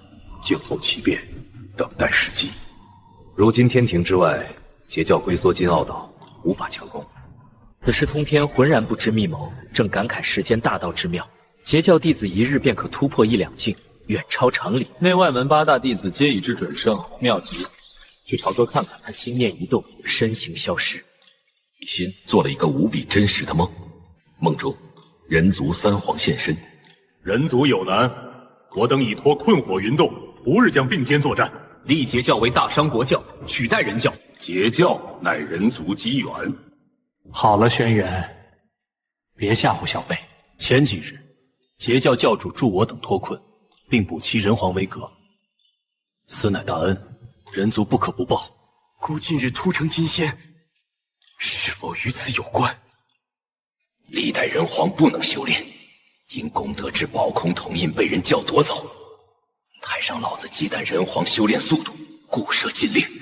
人教以人为名，所行却仅是限制人族。帝辛震惊，咬牙问：“太上老子可是圣人，与截教教主。前几日3位圣人大战，洪荒只见2道神雷，那是通天与太上斗法。可惜通天与女娲联手，也不过与太上打个平手。即便如此，孤仍要反抗人教。记住你的回答。”随即3人消失。帝辛惊醒，仍在宫殿，正思索梦境，忽闻一道爽朗声。还请人皇原谅本座不请自到。一人凭空现身。你是何人？擅闯故宫！刚刚人皇还说要接待本座，如今怎这般反应？您是？太上老子的人教虽以人为名，所行之事却仅是打压人族，抢夺功德之宝空统印，使人皇为格子将，更勒令3皇5帝后立，待人皇不得修炼。若不是太上老子，人族何至于此？如今反成众人眼中的香饽饽，始作俑者正是人教。你应该知道，人族3皇已经脱困。帝辛一愣，想起方才之梦，点头。想必3皇已托梦于你，他们可还说了什么？3皇先祖想将截教立为大商国教，孤不敢独断，特问圣人意见。站在你自己的角度，大商需不需要立截教为国教？帝辛毫不犹豫，需要。人教于人族如蛀虫，而截教门人乃大商栋梁。女娲庙中，圣人更救孤与大商一命。我早已与3皇约定，只要你点头，截教即为大商国教。此事本座求之不得。既然国教已定，人皇，你想修炼吗？做梦都想！若孤拳头够硬，太上老子岂敢打人族主意？恳请圣人收我为徒。你身为人皇，当走人皇之道，非本座所能受。帝辛失望叹气，他早是过文仲所赠功法，皆无法入门，知人皇修炼之路特殊。通天取出一卷古籍递来，此乃3皇托付你的人皇诀，专为人皇为革者所创，修至大成，可引人皇气运为己用，切不可怠慢。郑重拜谢，帝辛必不负3皇与圣人厚望。通天坦然受礼，久久至尊人皇一拜，非混元大罗金仙不可成。并随即，他又取出一枚果实，此乃极品先天灵根黄钟李，一元会开花，一元会结果，一元会成熟，食之可使凡人立成大罗金仙。此乃最后一枚，本座观你与他有缘，赠你。圣人当真要赠我黄钟李？他深知此物珍贵，强忍诱惑再三确认。通天暂其心性，再次递出。你没听错，帝辛这才接过，激动难移。有截教相助，何愁大商不兴，人族不旺？帝辛以人皇之名，立截教为大商国教。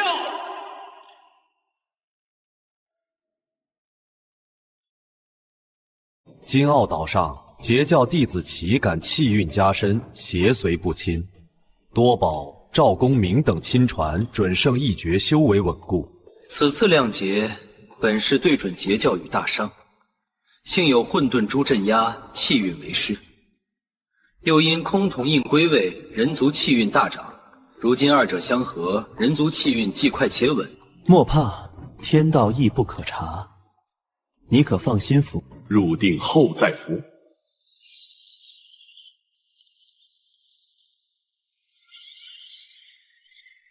文字化光涌入脑海，整卷成无字天书。通天帝来一杯悟道茶，帝辛饮下，顿觉清明，盘坐入定。刹那间，人皇气运化，作金龙盘绕其身。通天一点，黄钟理化，作精纯能量涌入帝辛体内。抱元守一，运转功法，帝辛一言施展，人皇诀气势骤变，如君临天下。黄钟离之力冲刷经脉，修为非常。金仙初起，太乙金仙初起，继续攀升。气运金龙随之凝实，龙鳞显现，一股撕裂空间的罡风爆发，历经突破大罗金线。这就是大罗金仙，我可一掌覆灭大伤。多谢圣人私下机缘，恭喜人皇，你是三皇五帝外第一位大罗金仙人皇。突破刹那，孤以明悟气运用法，在大商境内气运加持下，孤之修为堪比准圣圆满。紫霄宫中，红军猛然睁眼，面露慌张。人道为何复苏？他推演天机，却只见迷雾。封神亮节出现了变数。天道化身现身，冷声道：“若无能推演变数，那便不是变数。”红军沉思片刻，喃喃道：“莫非是你目光所向，正是通天？”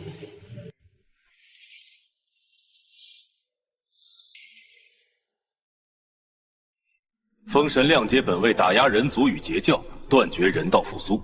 如今人道将兴，红俊顾不得承诺，急召四圣。太上老子，元始天尊接引准提，速来紫霄宫。难道是因为人道？当初通天只答他2字：人道。地道与人道相辅相成，人道复苏，地道亦随之圆满。待6道全复，他便可地道圣人之身降临洪荒。身为地道代言人，他在地府修为已至地道圣人9重天，红俊亲至也仅能打平。唯一的禁锢，他无法离开地府。心念一动，他凝出身外化身，踏入洪荒。洪荒，怎又出圣人？天道圣位已满。这不是地府那位吗？他怎能离开6道轮回？想起追杀自己的仇家，他缩回血海。算了，继续勾着。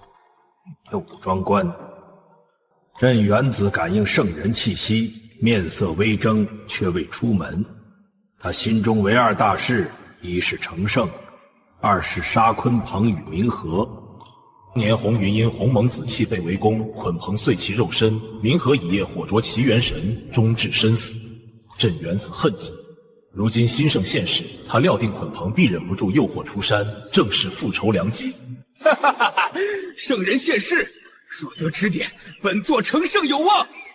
可一看清是谁，他魂飞魄散，竟是平心。跑！平心冷哼，地道圣威锁定。既然来都来了，那就别想走。请圣人饶命，吾杨亮节早过，且我曾被次帝君，也算弃暗投明啊。平心杀意不减，若非鲲鹏提议炼图无间，人吾何至惨烈？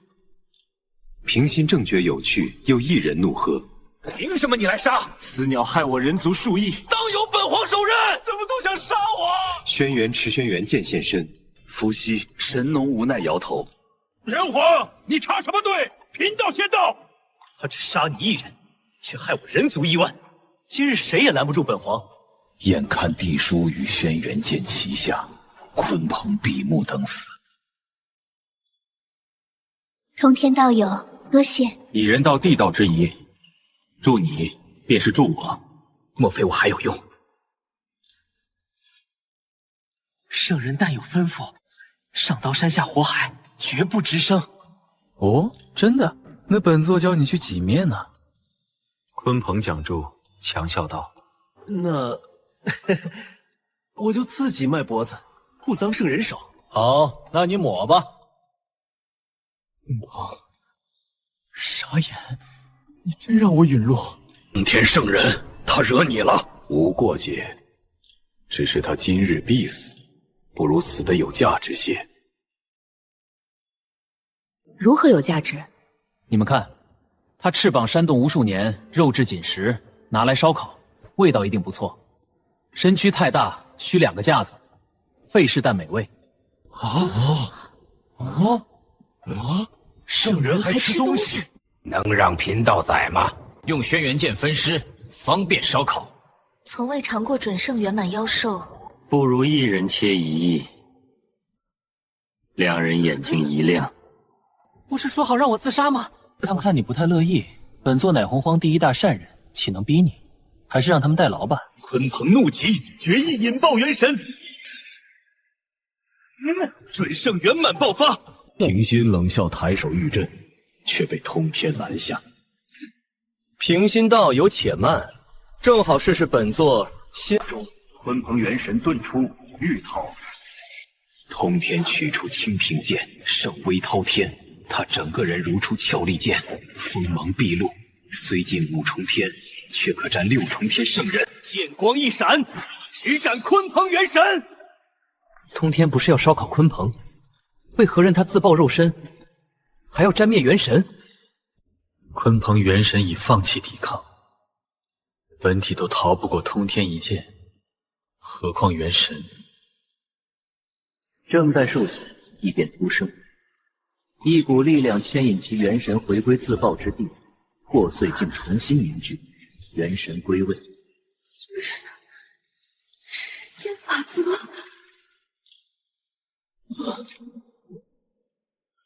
肉身怎么回来了？挺疼吧？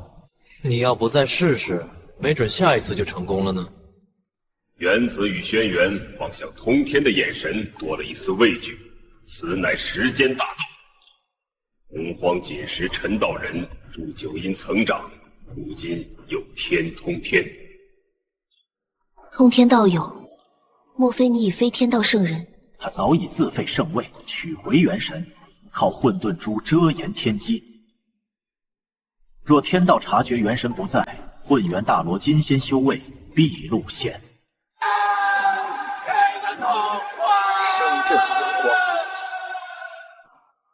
本座答应不算，要怪就怪你得罪人太多。可我没得罪你。你是没得罪本座，但你得罪了巫族和人族。本座答应平心助巫族报仇，截教又是大商国教，人族之仇，本座自然要出力。惨教想撤洪荒，无人不知鲲鹏陨落。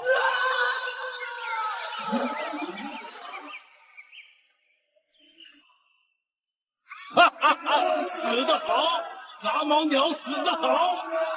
哈哈哈！来则大笑，妖圣皆欢。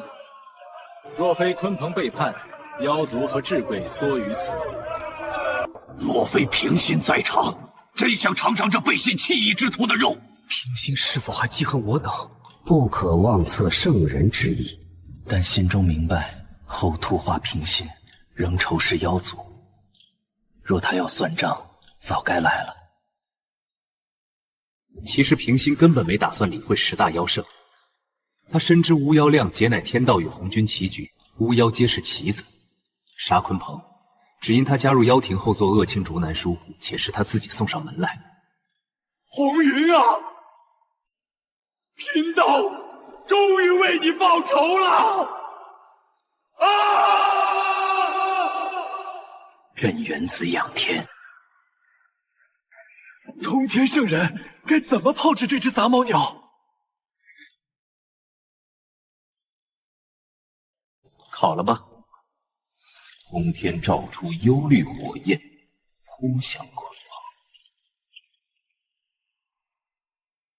顷刻，香气四溢，3人直流口水。坏贫道道心，鲲鹏你真该死！通天神火之下，鲲鹏很快熟透，身躯如山，4人不愁不够吃。通天还打包带给8大弟子。哼，本座先享用了，感谢鲲鹏道友馈赠。平心不甘示弱，抢下另一翅。镇元子、轩辕只得撕胸肉。红云啊，若你能尝一口就好了。轩辕本想带肉给伏羲、神农，可一尝便改主意。伏羲、神农，对不住，下次一定想着你们。一听项运而已。很快，鲲鹏之胜。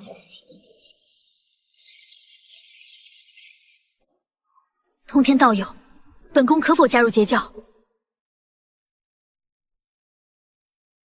你是地道代言人，地位堪比红俊，为何屈身截教？若在圣位与为师，一为兄长报仇间选择，本宫选报仇。你让我看到了希望，若能复仇，失此圣位又如何？且本宫入截教，人族气运降盛，人道复苏有望。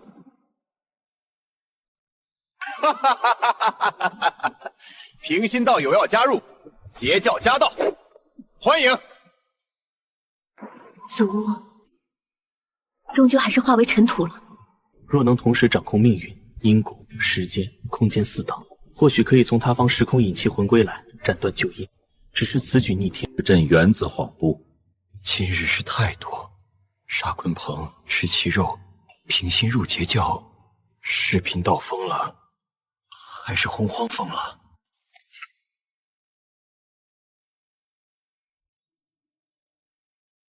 抬头见三岛入口，平心震撼三仙岛竟在通天手中。这是蓬莱、英州、方丈。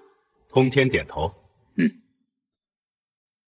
多宝见平心，迟疑问：“师尊，这位圣人是？”门咬江州，乃地府平心圣人，今入我截教。弟子大惊，连忙行礼，随即转为狂喜。截教自此一教双圣，再无后顾之忧。通天交代几句，弟子们便去稳固修为。萧公，四圣齐聚门外，红军召见，必为封神。难道道祖要亲自下场？封神之事可还顺利？通天不配合，将天仙修为的歪瓜裂枣送上榜揽玉充数。我弟子太乙真人魂上封神榜，他却如此敷衍。老师，通天欺人太甚！若非您出手，须弥山都要被拆了。他还用弑神枪戳我们，可怜我师弟闪失上榜，元神受伤，修为跌至二重天啊！红军脸色一黑，挥袖抚开二人。眼泪污渍抹到袍上了。祖踹我们，说明心里有我们。正是如此。你与通天斗法，可察觉他有何异样？是有一股陌生而古怪的力量藏在他剑识之中，但来得无影无踪。他虽近4重天，却能与我缠斗。若有弑神枪，我非其敌。更奇怪的是，他从何处得来弑神枪？自罗侯败亡，此枪便失踪，连老师都寻不到。你觉得他背后有高人指点？剑道、弑神枪，皆与此高人有关。通天，你以为有变数相助，截教就能安然无恙？待贫道磨除此变数，你门人该上榜的一个都跑不了。通天背后的高人交给贫道对付，虽说过不插手封神，但此乃变数，天道不容。何愁截教门人不上榜？早知老师会出手，何必去讨好昊天那个童子？待封神结束，便给昊天一个下马威。四圣离去后，红俊推演截教气运，大惊，截教气运竟超量劫之前，且每时每刻都在增长。当年分宝给通天的是诛仙4剑、6魂幡等凶煞之宝，根本无法镇压气运，而给太上原始的太极图、盘古幡皆有开天功德，可稳一教气运。莫非通天找到了混沌钟？红俊心惊，幸而通天用混沌珠屏蔽金鳌岛天机，否则若见平心在内，怕要吐血。洪荒除了我等，还有别的圣人？天道6圣之外，唯老师与地府那位。那气息不像老师，倒像平心，但太过弱小，仅圣人1重天。他身化轮回，受制地府，不该出现于洪荒。会不会是混元大罗金仙？太上，元始瞬间明悟，那位正是平心。通天会不会也和平心勾搭上了？以通天性格，大概只是看个乐子。平心为何要与他合作？他能给平心什么？16岁的太子尹教在后院入定修炼，太师文仲在一旁指导。尹教天赋不差，修炼刻苦，早已将文仲视为师傅。突然，文仲脸色大变，朝歌城中竟有大罗金仙巅峰气息。尹角，快找大王！有大罗金仙！下一刻，广成子从天而降，一脸跋扈。见势文仲，广成子面色阴沉。若非截教，师弟太乙怎会上榜？道友日理万机，今日来大商，所谓何事？你小小金仙也敢称本座道友？威压如山，文仲咬牙硬抗。前辈说的是，叫声前辈不吃亏。方才那少年是谁？小小金仙也敢欺瞒本座！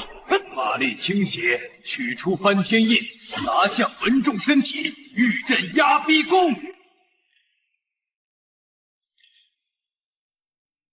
文仲，再问一遍，那少年是谁？这里从始至终只有我一人。你以为凭太师身份，本座不敢杀你？文仲额角流血，死不开口。好好好，住手！一道浩瀚法力袭来，掀飞了翻天印。只见来人竟是人皇帝辛。为何潜入孤之宫殿，对大商太师动手？本座乃元始天尊座下广成子，前来收徒。岂有此理！就你也想收孤之子为徒，还妄图让他为你挡劫！帝辛，你人皇之位在本座眼中什么都不是，识相就让你儿子拜师。我想让娇儿拜你，那就让孤看看你有没有这个实力。帝辛，谁给你的勇气？就凭你那大罗金仙修为，本座叫你大罗亦有高低。他祭出翻天印，半截部周山所炼，同阶难挡。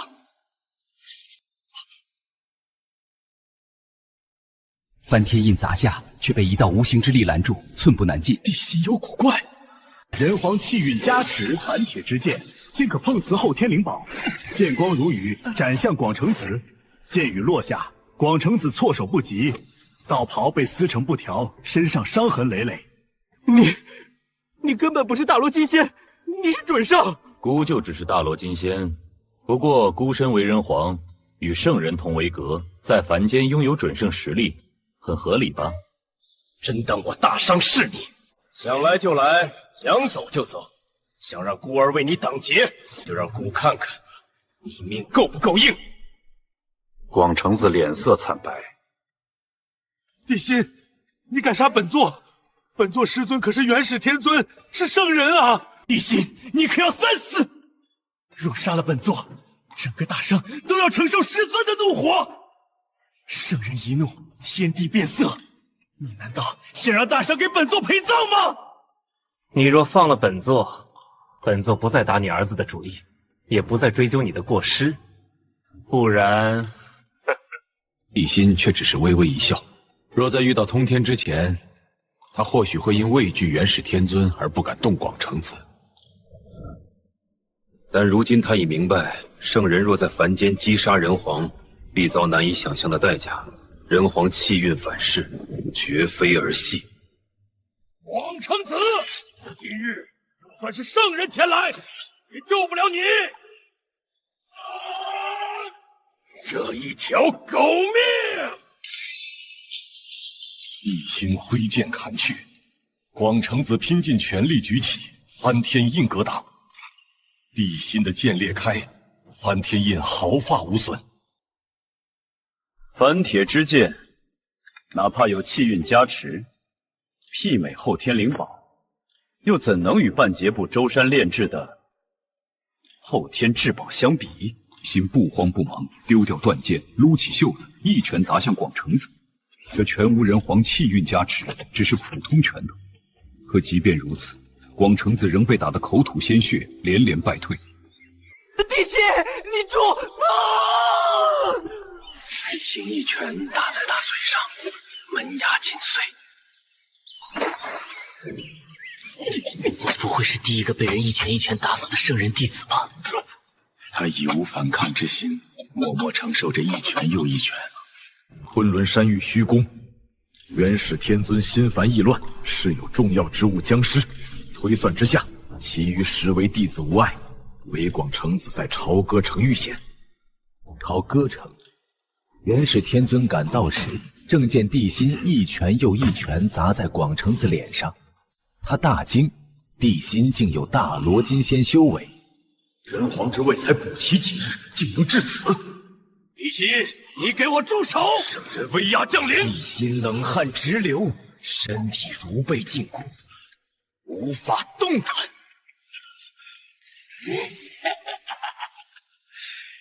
本座早说过，你杀不了我。师尊来了，你还敢动手？地心咬牙，顶着威压，硬生生抬起拳头。此刻正是打死广成子的最佳时机。你怎么敢的？心不慌不忙，丢掉断剑，撸起袖子，挥拳攻向广成子。这全无人皇气运加持，只是普通拳头。我不敢杀你，但我可以让你生不如死。在如意即将砸中时，一道法力将其击飞，地心破碎的胳膊竟开始恢复。元始天尊脸色一变，看向来人女娲。趁元始愣神，地心拳头再次砸在广成子脸上。元始疯狂摇动盘古幡，混沌之气攻向女娲。女娲取出山河社稷图，7口天芒神刀，苦苦抵挡，却难而受。通天，别看戏了，赶紧帮忙！多者女娲病，自己用混沌珠隐匿气息，女娲怎会知晓？美美大师，通天必在看热闹。巧了，通天真在。刚才是正得意，一道人影现身。元始脸色精彩纷呈，女娲也惊讶自己竟蒙对了。女娲，你怎么察觉到本座在此？蒙的呗，我就不信你不想看元始出丑。自己行动这么好猜。元始憎恶至极，至今日无法报仇。待道祖干掉通天身后高人，截教一个都别想活。还有女娲，还有地心，你们等着。你们继续，本座只是来看看热闹。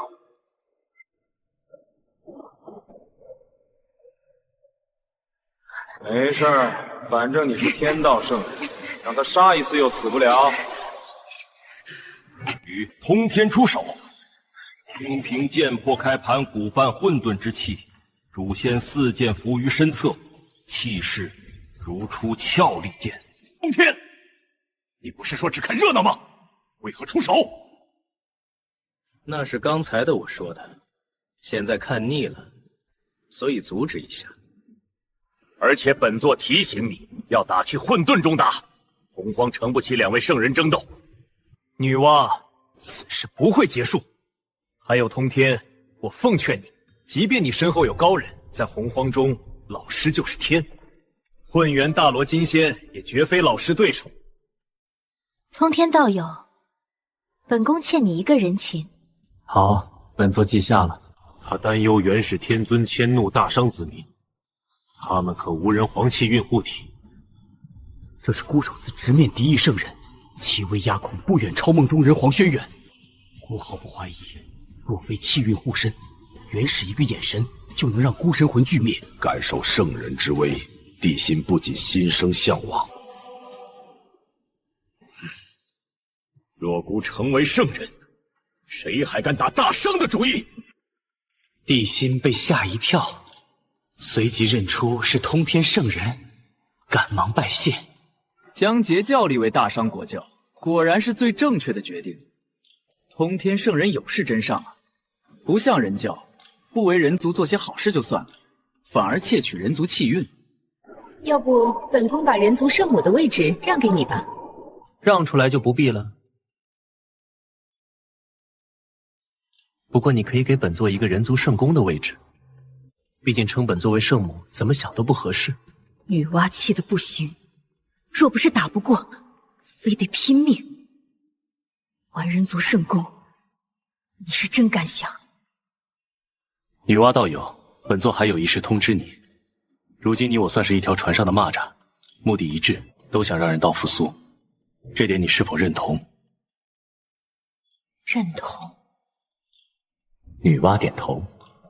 一旦人道复苏，身为圣母，本宫修未必更进一步，或可成就人道圣人。人道复苏势必离不开地道帮助，生灵与轮回相辅相成，人道复苏，地道六道也是必补全，反之亦然。有而六道补齐，最大受益者便是地道圣人平心。届时他可脱离地府束缚，以地道圣人九重天之姿降临洪荒。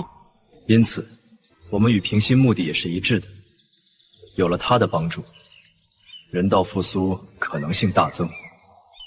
本座希望你和平心能暂时放下巫妖两族的矛盾，唯有地道与人道合力，才有可能对付天道。通天道友多虑了，本宫和平心并无矛盾。巫妖亮劫时，本宫并未出手助妖族，他自然不会记恨。我明白了。通天道友，为何前不久平心圣人突然出现在洪荒，修为却只有地道圣人一重天？因人道缘故，六道轮回补齐一部分，平心收回部分身体，虽不能离地府，但可用身外化身降临洪荒。那通天道友知道平心圣人在哪儿吗？本宫觉得还是当面说清楚较好。女娲道友能否感受到人族气运再一次上涨到新高度？的确如此。前段时间人族气运暴涨，拦都拦不住。本宫以为是空统印回归所致，可这气运远超预期。若平心与截教建立联系，一切便说得通了。截教气运大涨，又为大商国教，自然带动人族气运。通天道友，若刚才本宫回答无法化解与平心的矛盾，你又当如何？本座自有手段，让你俩都不知道对方的存在。想到通天隐匿气息的本事，女娲相信他能做到。既然无事，本座便先回去了。别忘了，你还欠本座一个人情。昆仑山玉虚宫，元始天尊一脸疲惫回宫，有气无力地翻开封神榜，最后一行赫然写着广成子，昆仑12金仙，先因太乙真人上榜变为11金仙，如今又因广成子上榜变为昆仑10金仙。师尊，又出事了。定人死，你自己看吧。燃灯翻开，见太乙真人上榜已略有耳闻，但后面尽是截教门人，且多是无名之辈。直到最后，他看到师弟广成子上榜了，莫非是截教所为？不是截教，是人皇帝心和女娲。女娲堂堂圣人，怎会对大罗金仙小辈出手？地心修炼才几日，怎可能杀大罗金仙巅峰的广成子？女娲有她的因果，地心也不是你看上的凡人。元始语气沉重，未提自己用盘古饭击杀广成子，堂堂圣人，不要面子的吗？人皇不知为何，短短几日修为已达大罗金仙，广成子不是他的对手，被他所杀。师尊，那此事就这么算了。元始很想放狠话，却只拿地心没办法，最终只化作一声长叹。叶隐准提自紫霄宫回来，正寻机让截教门人上榜，可惜截教弟子蜷缩在金澳岛或洞府，一步不出。尤其在大商为官者，寸步不离朝歌，借着气运庇护。叶隐眼红大商那庞大无比的气运，师兄，若我西方教有人族这般气运，是否可还轻欠天道的功德？太上老子的人教纸瓜分一丝人族气运，便让他突破天道圣人5重天。如今崆峒印回归，人教不能再分，正是我西方教的机会。白莲此去大商，只为让世人明悟，助其脱离苦海。白莲童子郑重领命离去。西方二圣相信白莲定能带来惊喜，准提甚至幻想西方教气运大涨，一跃成为洪荒第1大教。殊不知大商国教之位已有主。白莲童子来到朝歌，若民众因地心威压而信，非发自内心，不如从底层发展信徒，一传十，十传百。他游走朝歌街头，殊不知他早已被盯上。这小僧倒是有趣。金傲道：“必有功。”通天饶有兴趣地看着白莲童子，在穿越者记忆中，龟灵圣母便是被他放出的文岛人吸干，只剩一具龟壳。如今虽有通天干涉，龟灵圣母已无恙，但通天仍不放心，只有亲手斩杀文道人才能安心。就让本座看看你西方教想怎么从人族气运中瓜分一杯羹。孔宣也感应到朝歌城中一道准圣气息，虽很快隐去，但他心累。大商有这么好玩吗？怎么一个两个都来？实为飞禽一族复兴。当年凤凰园凤吞先天5行之气，诞下孔宣与金池大鹏，他肩负复兴使命。龙汉亮劫后，飞禽一族业力深重，束手无策。直到他看到人族庞大气运可洗刷业力，于是他化玄鸟，按住商朝始祖，促成天命玄鸟，杠而生商杠。商朝奉玄鸟为图腾，为飞禽一族带来海量功德。此刻朝歌现准圣，绝非好兆头。上一次有女娲出手，万一这次他袖手旁观。孔宣不再犹豫，化作孔雀，五色神光一闪，直奔朝歌。朝歌城中，地心也感应到了白莲童子的气息，强于广成子，远不如圣人。看来这便是准圣境界大能。不知又有谁来访顾的大商？朝歌出现准圣，他必须警惕。大商可不是想来就来、想走就走的地方。想在人世间痛苦中解脱吗？来看看西方教吧！只要信奉西方教，圣人必保佑你们免受痛苦，去往极乐世界。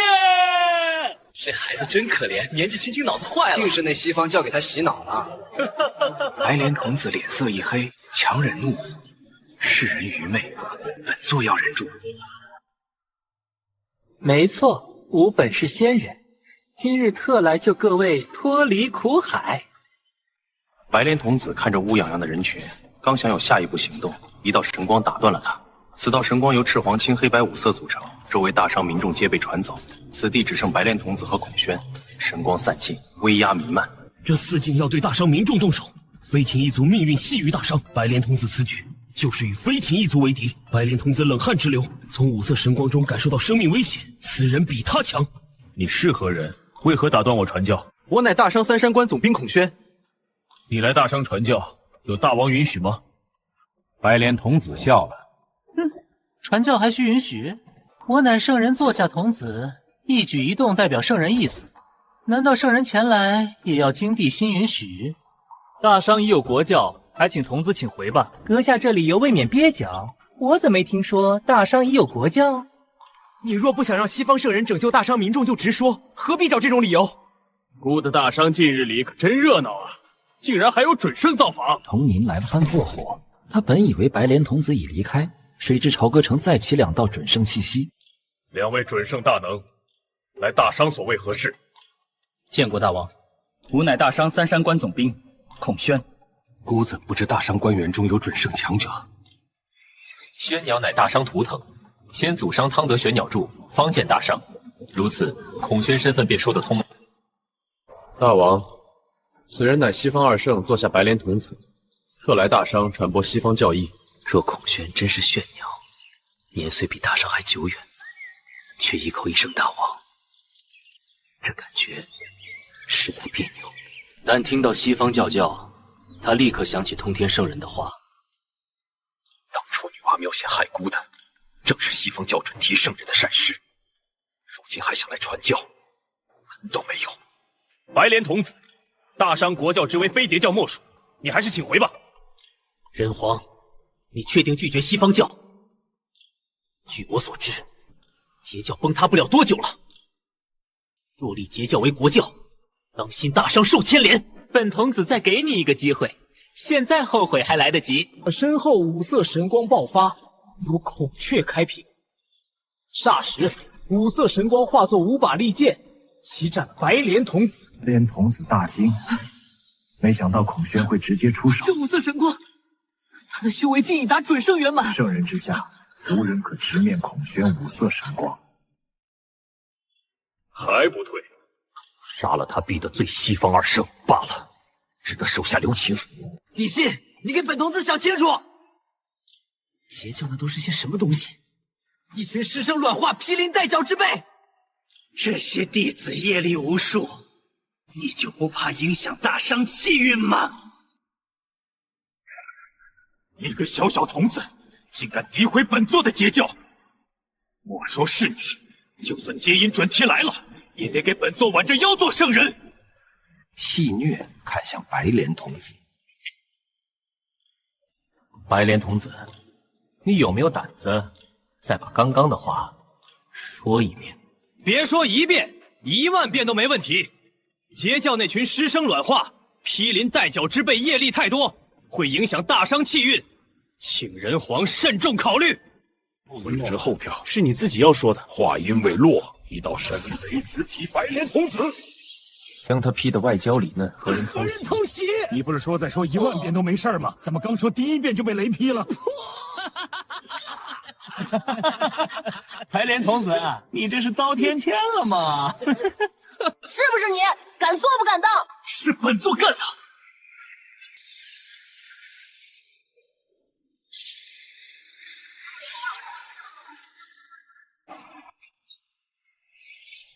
白莲童子，你有没有胆子当着本座的面再说一遍？他最烦别人说截教坏话，以前顾及3清情谊，如今撕破脸皮，谁再敢说诛仙剑阵伺候？通天圣人饶命！我那只是无心之举，嘴快说出来的。看在我家2位老爷面上，放我一马！通天圣人饶命啊！我再也不敢了，请您放过我。其实本座想要饶你一命，但本座现在又想杀你了。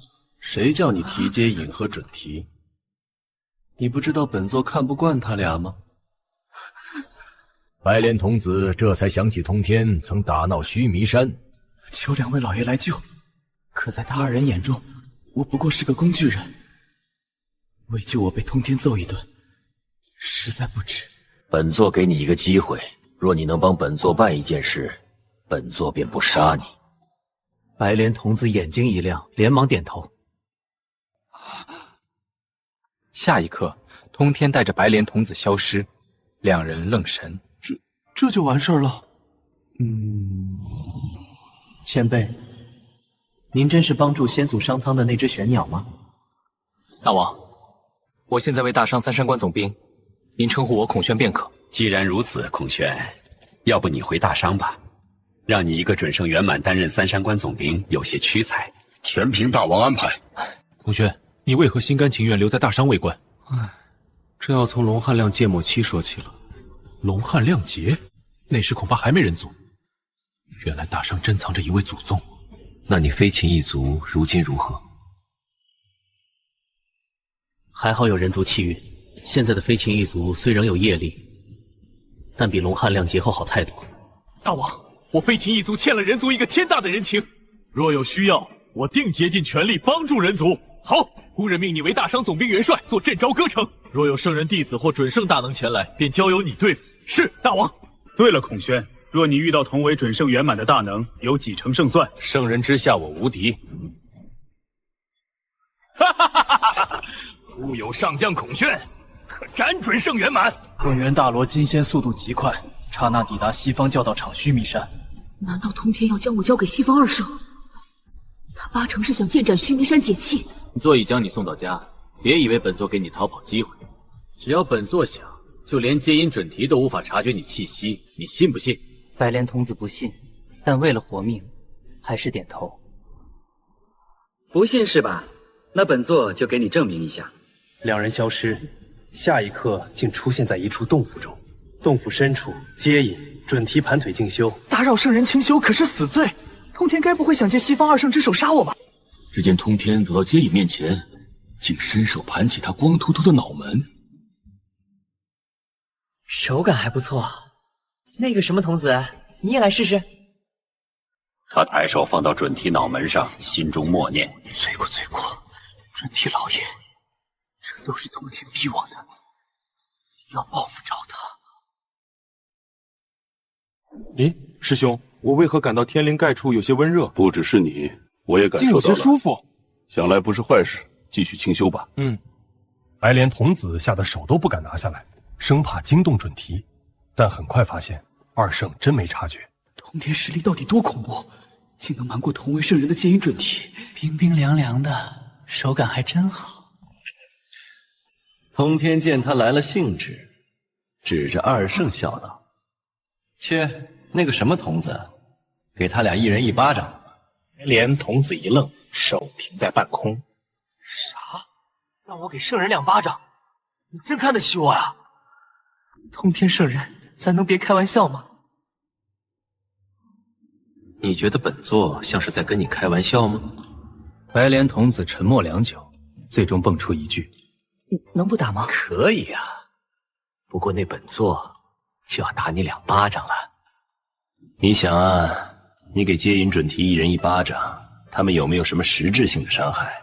而本座若是打你2巴掌，你能不能活下来还是各为之数。通天笑得灿烂，但在白莲童子看来，他就是十足的恶。白莲童子无奈，心中默念：2位圣人老爷，你们要是怪罪，就去找通天圣人吧。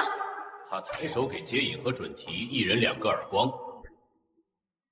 这白莲童子还真是个十足的狗腿子。通天圣人，打都打完了，是不是可以放过我了？本座又没说过，只要你打了接引准提，本座就放过你。句话如惊雷击中白莲童子心灵，他闭眼吼道：“通天圣人，请给本童子一个痛快吧！不要再羞辱本童子了！”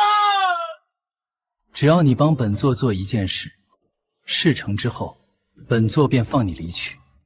你放心，这次本座说到做到。给西方教大造化，你不把西方教坑死就不错了。可为了活命，他问：“不知通天圣人想让我做什么事儿？”本座要你将准提道扔给你的须弥带交于本座。不可！他知道须弥袋中装的是凶兽血赤黑纹，出生于血海冥河，神通可吞噬世间一切法宝生灵。准提看中其潜力，收入袋中，命他送入功德池度化。你难道不信本座还对付不了一只小蚊子？赶紧将须弥带交于本座，本座赐你们西方教一场大造化。白莲童子只好交出须弥袋。通天收起威压，满意点头。通天打开须弥袋，一只巨大的血赤黑纹飞出。准提，你能奈道爷何？道爷这儿不还是出来了吗？道爷，我出来了，你们西方教就要遭老罪了。看道爷我把你们西方教的法宝全吃了，虽然也没几件吧，还想度化道爷我，做你们的春秋大梦去吧。现在能好好说话了吗？敢问圣人爷爷，是您将我救出来的吗？一旁白莲童子惊讶，通天竟将稳道人治得服服帖帖。是本座放你出来的。本座问你，西方教将你困于须弥袋中，想不想复仇？温道人犹豫，通天看出顾虑，开解道：“不要误会，本座和这群屠戮没什么好说的，将你心中所想说出来便是。那你想不想尝尝西方教的镇教之宝？12品功德金莲什么味？”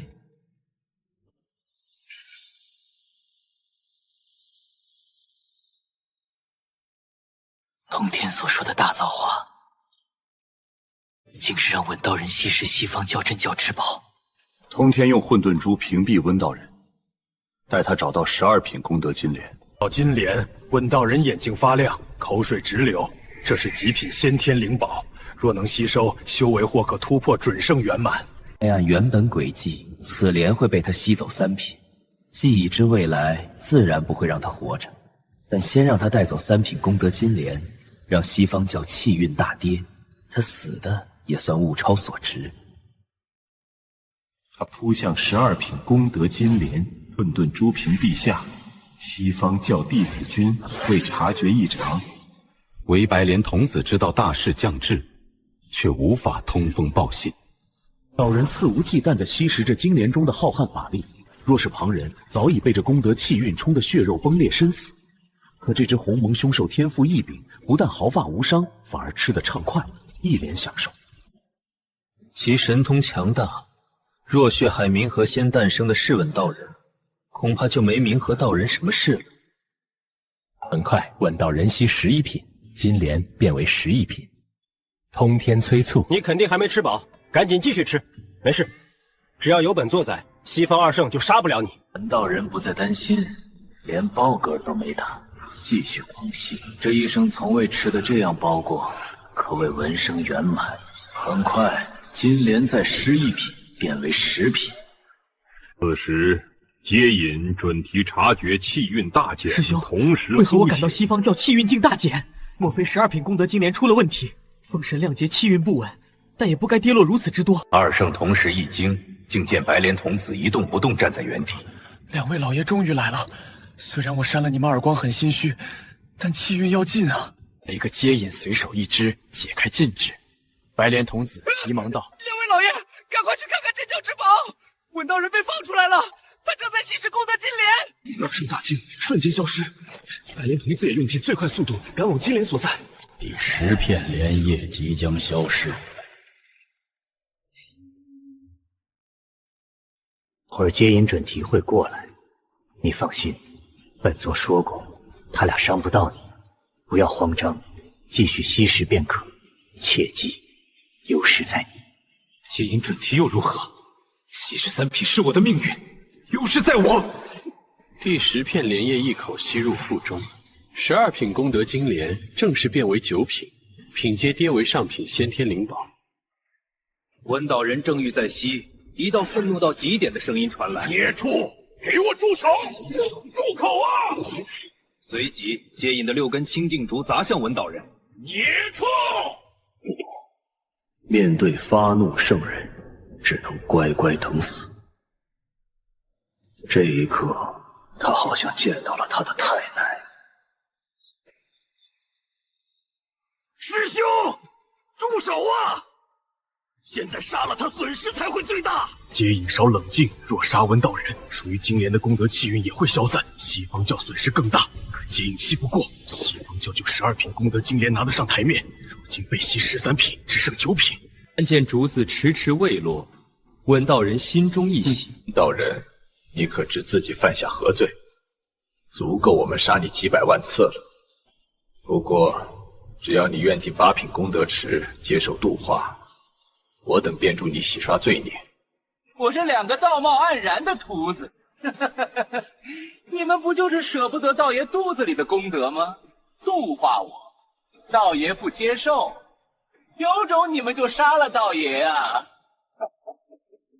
该说不说，你们镇教之宝的味道真不错，真想再吃点啊！接引准提被气得脸色青黑。你说的没错，为了气运，你还不能死。不过，我可以将你镇压，让你求生不能，求死不得。就按师兄说的来做吧。那个，我现在答应还来得及吗？你说呢？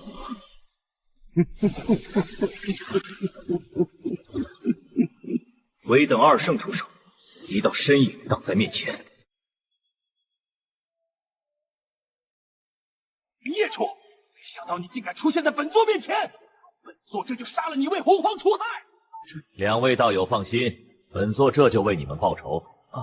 爷，话未说完，通天手一发力，闻道人便化作齑粉，所有分身亦不复存在。也直到临死，文道人还以为通天在演戏，可他忘了，通天对他说过，有事宰你。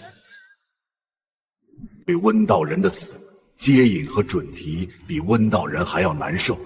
他体内3品功德金莲的气运随其消散，西方教气运大跌，镇教之宝也从极品先天灵宝降为上品。经奥道，截教内外门8大弟子和随侍6仙正消化鲲鹏血肉中的能量。鲲鹏乃准圣圆满强者，通天特意压制了血肉能量。全吸收，多宝等人修为足以突破准圣中期。龟灵圣母忽感心中通明，是有枷锁破碎。虽修为仍是准圣初期，却判若两人。我空间波动，平心圣人的身外化身现身。他皱眉看向龟灵圣母，怪哉，龟灵似乎命运轨迹发生变化，免去一场劫难。改变命运轨迹，整个洪荒，有谁能做到？只有道祖洪俊。平心美眸微睁，心中或已有答案。功德呢？西方教那么多的功德呢？没了，全没了。通天，你到底想干什么？我们西方教到底怎么招惹你了？你再看看我们西方教，我师弟的善师没了，西方教的气运没了，12品功德金莲也跌落为9品，你还要我西方教怎么样啊？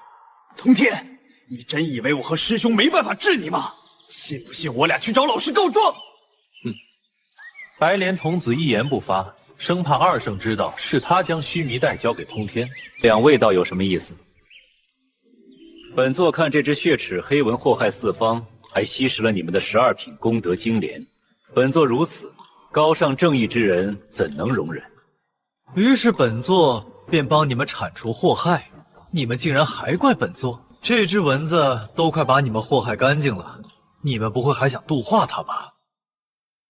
若真如此，那本座便将洪荒第一善人的称号让给两位，以德报怨，实在令本座佩服。接引准提快被气疯，但好在这是他们占领。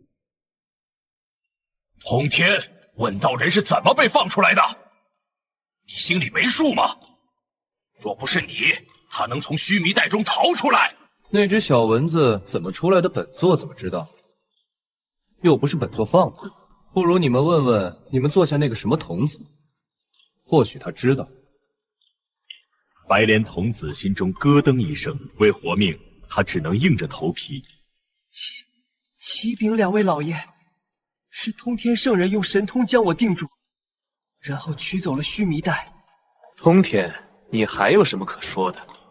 通天，你不该给我们西方教赔个罪吗？那本座且问两位，你们座下这个什么童子，此时应该出现在这里吗？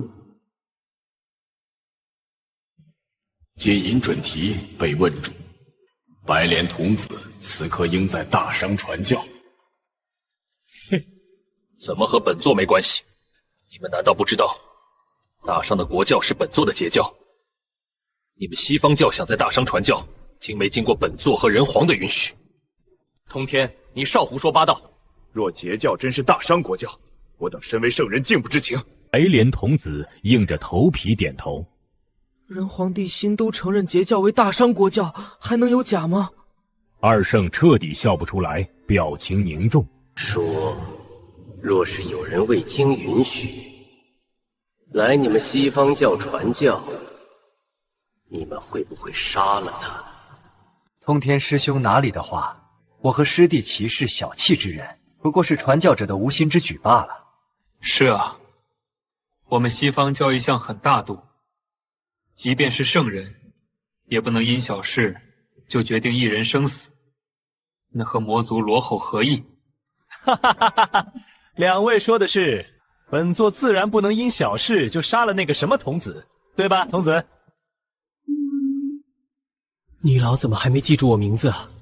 是的，通天圣人。好，既然当事人都这么说了，本座自然也不会咬着不放。那咱们是不是该算下一笔账了？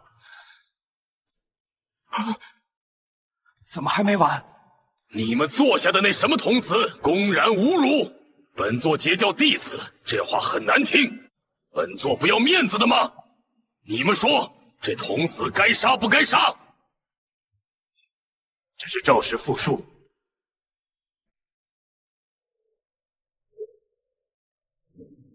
算了，死就死吧。他将在朝歌城中说的话原封不动复述。那群师生软化，毗邻带脚之辈。小点声嘛！这么大声音，本座都听见了。本座不要面子的吗？季阶因准提没有阻止，任由白莲童子被扇飞化作流星。二圣真想给白莲童子点赞，他们都不敢当通天面说的话，他竟敢直接出口。功德金莲的事还没解决，却又闹出新的祸事。真想一巴掌拍死那白莲，但不行。白莲好歹是准圣，若就这么死了，我西方教还怎么要他？通天，师兄，你看这白莲童子只是一个孩子，你堂堂天道圣人跟一个孩子计较啥呀？哼，对，不就是一个活了几十个元会的孩子吗？通天师兄此言差矣，你可是圣人，这白莲童子无论年龄多大，在你眼中都应是孩子。要不这样，我不计较你放出温道人一事，你也放白莲童子一马，如何？你这是什么话？本座何时说过那只小蚊子是本座放出来的？明明就是白莲童子放出来的，想要嫁祸于本座。等未等二圣反应，通天大手一抓，虚空破碎，已化作流星的白莲童子再次出现在他手中。二位道友，本座本想将你们座下童子带到须弥山，敲诈你们一笔大的，可谁知这童子非要殊死顽抗，趁本座不注意，将一个须弥带打开，放出了文道人。怎么本座岂是见死不救之人？当即将他扔到一边，转身追杀文道人，可没想到终究晚了一步。找到时，你们的镇教之宝已被他吸食3品。若非亲眼看着通天拿走须弥带，我还真就信了。你一个圣人看不住一个准圣，说出去谁信？还有，直接说想敲诈，真的好吗？两位道友，尔等若是不信，不如问问你们座下童子。白莲，通天说的可属实？回圣人老爷，通天圣人所说皆属实。白莲，你实话实说，你知道欺骗圣人是什么后果？现在开口，我和师兄可以不计较此次之过。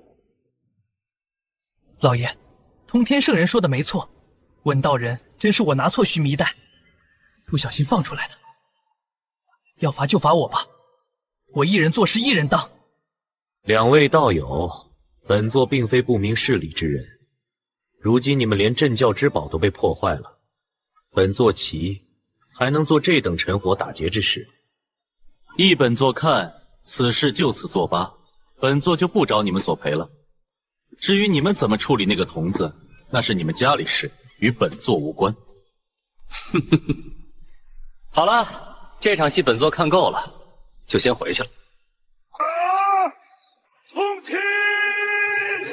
其濒临崩溃的声音回荡须弥山，空间破碎几处，白莲童子差点昏厥。白莲，现在通天已经走了，你就没有什么想说的吗？万一通天没走呢？他的手段连圣人都察觉不到气息，我怎么敢赌？不行，不能说，什么都不知道，什么都不能说。白莲，你自己说吧，我们该怎么处置你？还请老爷定夺。二圣犯了难，杀了他，舍不得这么好用的工具人，不杀，西方教面子往哪儿搁？况且气运流失已成事实，若再杀一个准圣，西方教真就没法要了。白莲童子，因你疏忽大意，导致西方教气运损失惨重，你可认罪？好，那我便以西方教教主身份罚你闭关万年，为我西方教镇压气运。你可有不服？闭关万年，在洪荒大能闭关一次都是10万年起，这算什么惩罚？白莲不敢不服，谢圣人老爷怜悯。点点头，手一挥，白莲童子消失。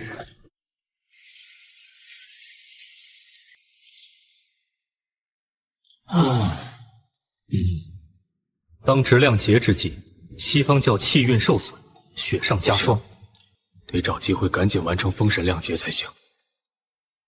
与此同时，白莲童子被送入须弥山一处洞府镇压气运。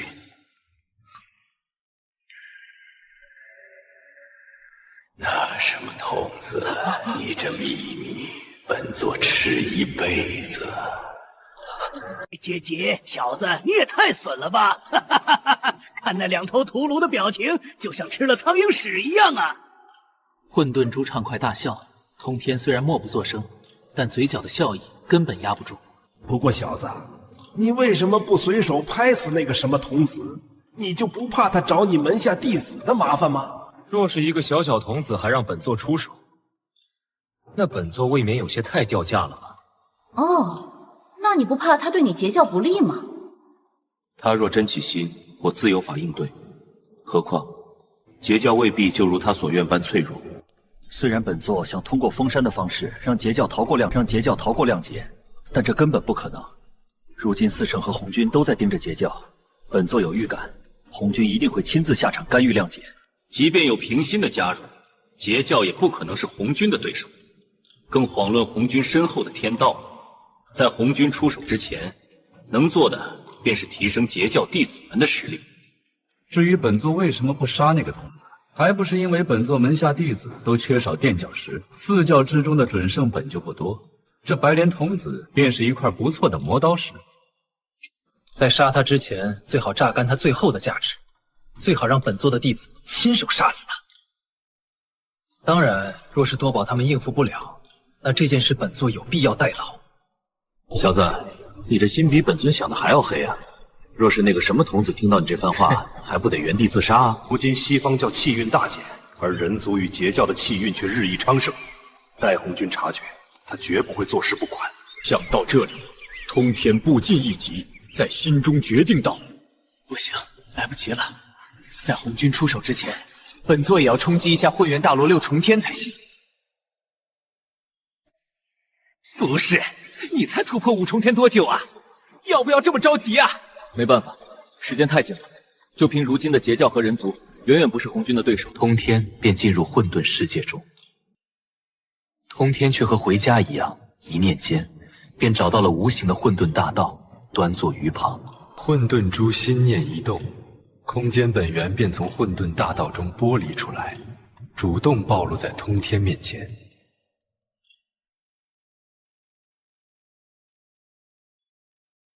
上一次领悟时间大道时，可还没有这么顺利呢。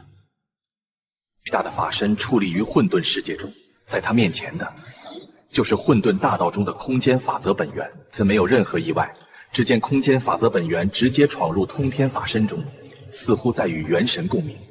通天感受到自己体内的剑道法则和时间法则竟被空间法则本源吸引，有些蠢蠢欲动。他并未慌张，只是控制住法身，心神合一，调动力量，镇压体内躁动的法则。若是连你们都掌控不了，那本座还谈何威劫，叫截取一线生机。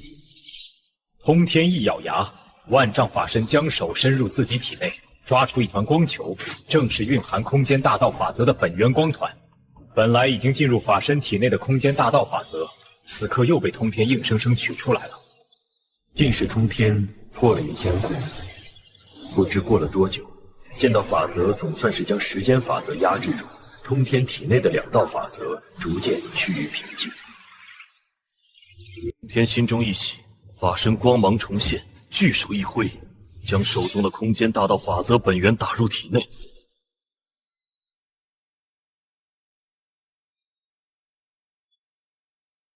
这次空间法则本源可能是因为刚刚被剥离的原因，并不像刚才那么听话。通天袖袍一挥，悟道茶叶再次出现在手中，一把扔进了嘴里。通天法身金光乍现，金光愈来愈烈，仿佛成为这片混沌中唯一的光。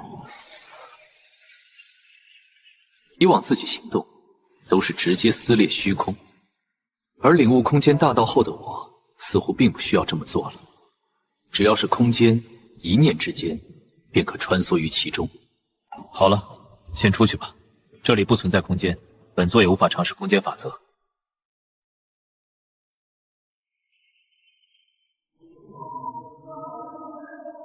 通天对着面前的虚空稍稍用力，空间竟随着通天力量的增大而扭曲。随后，通天随手展出一剑，这一剑竟然隔空展出，出现在另一处空间中。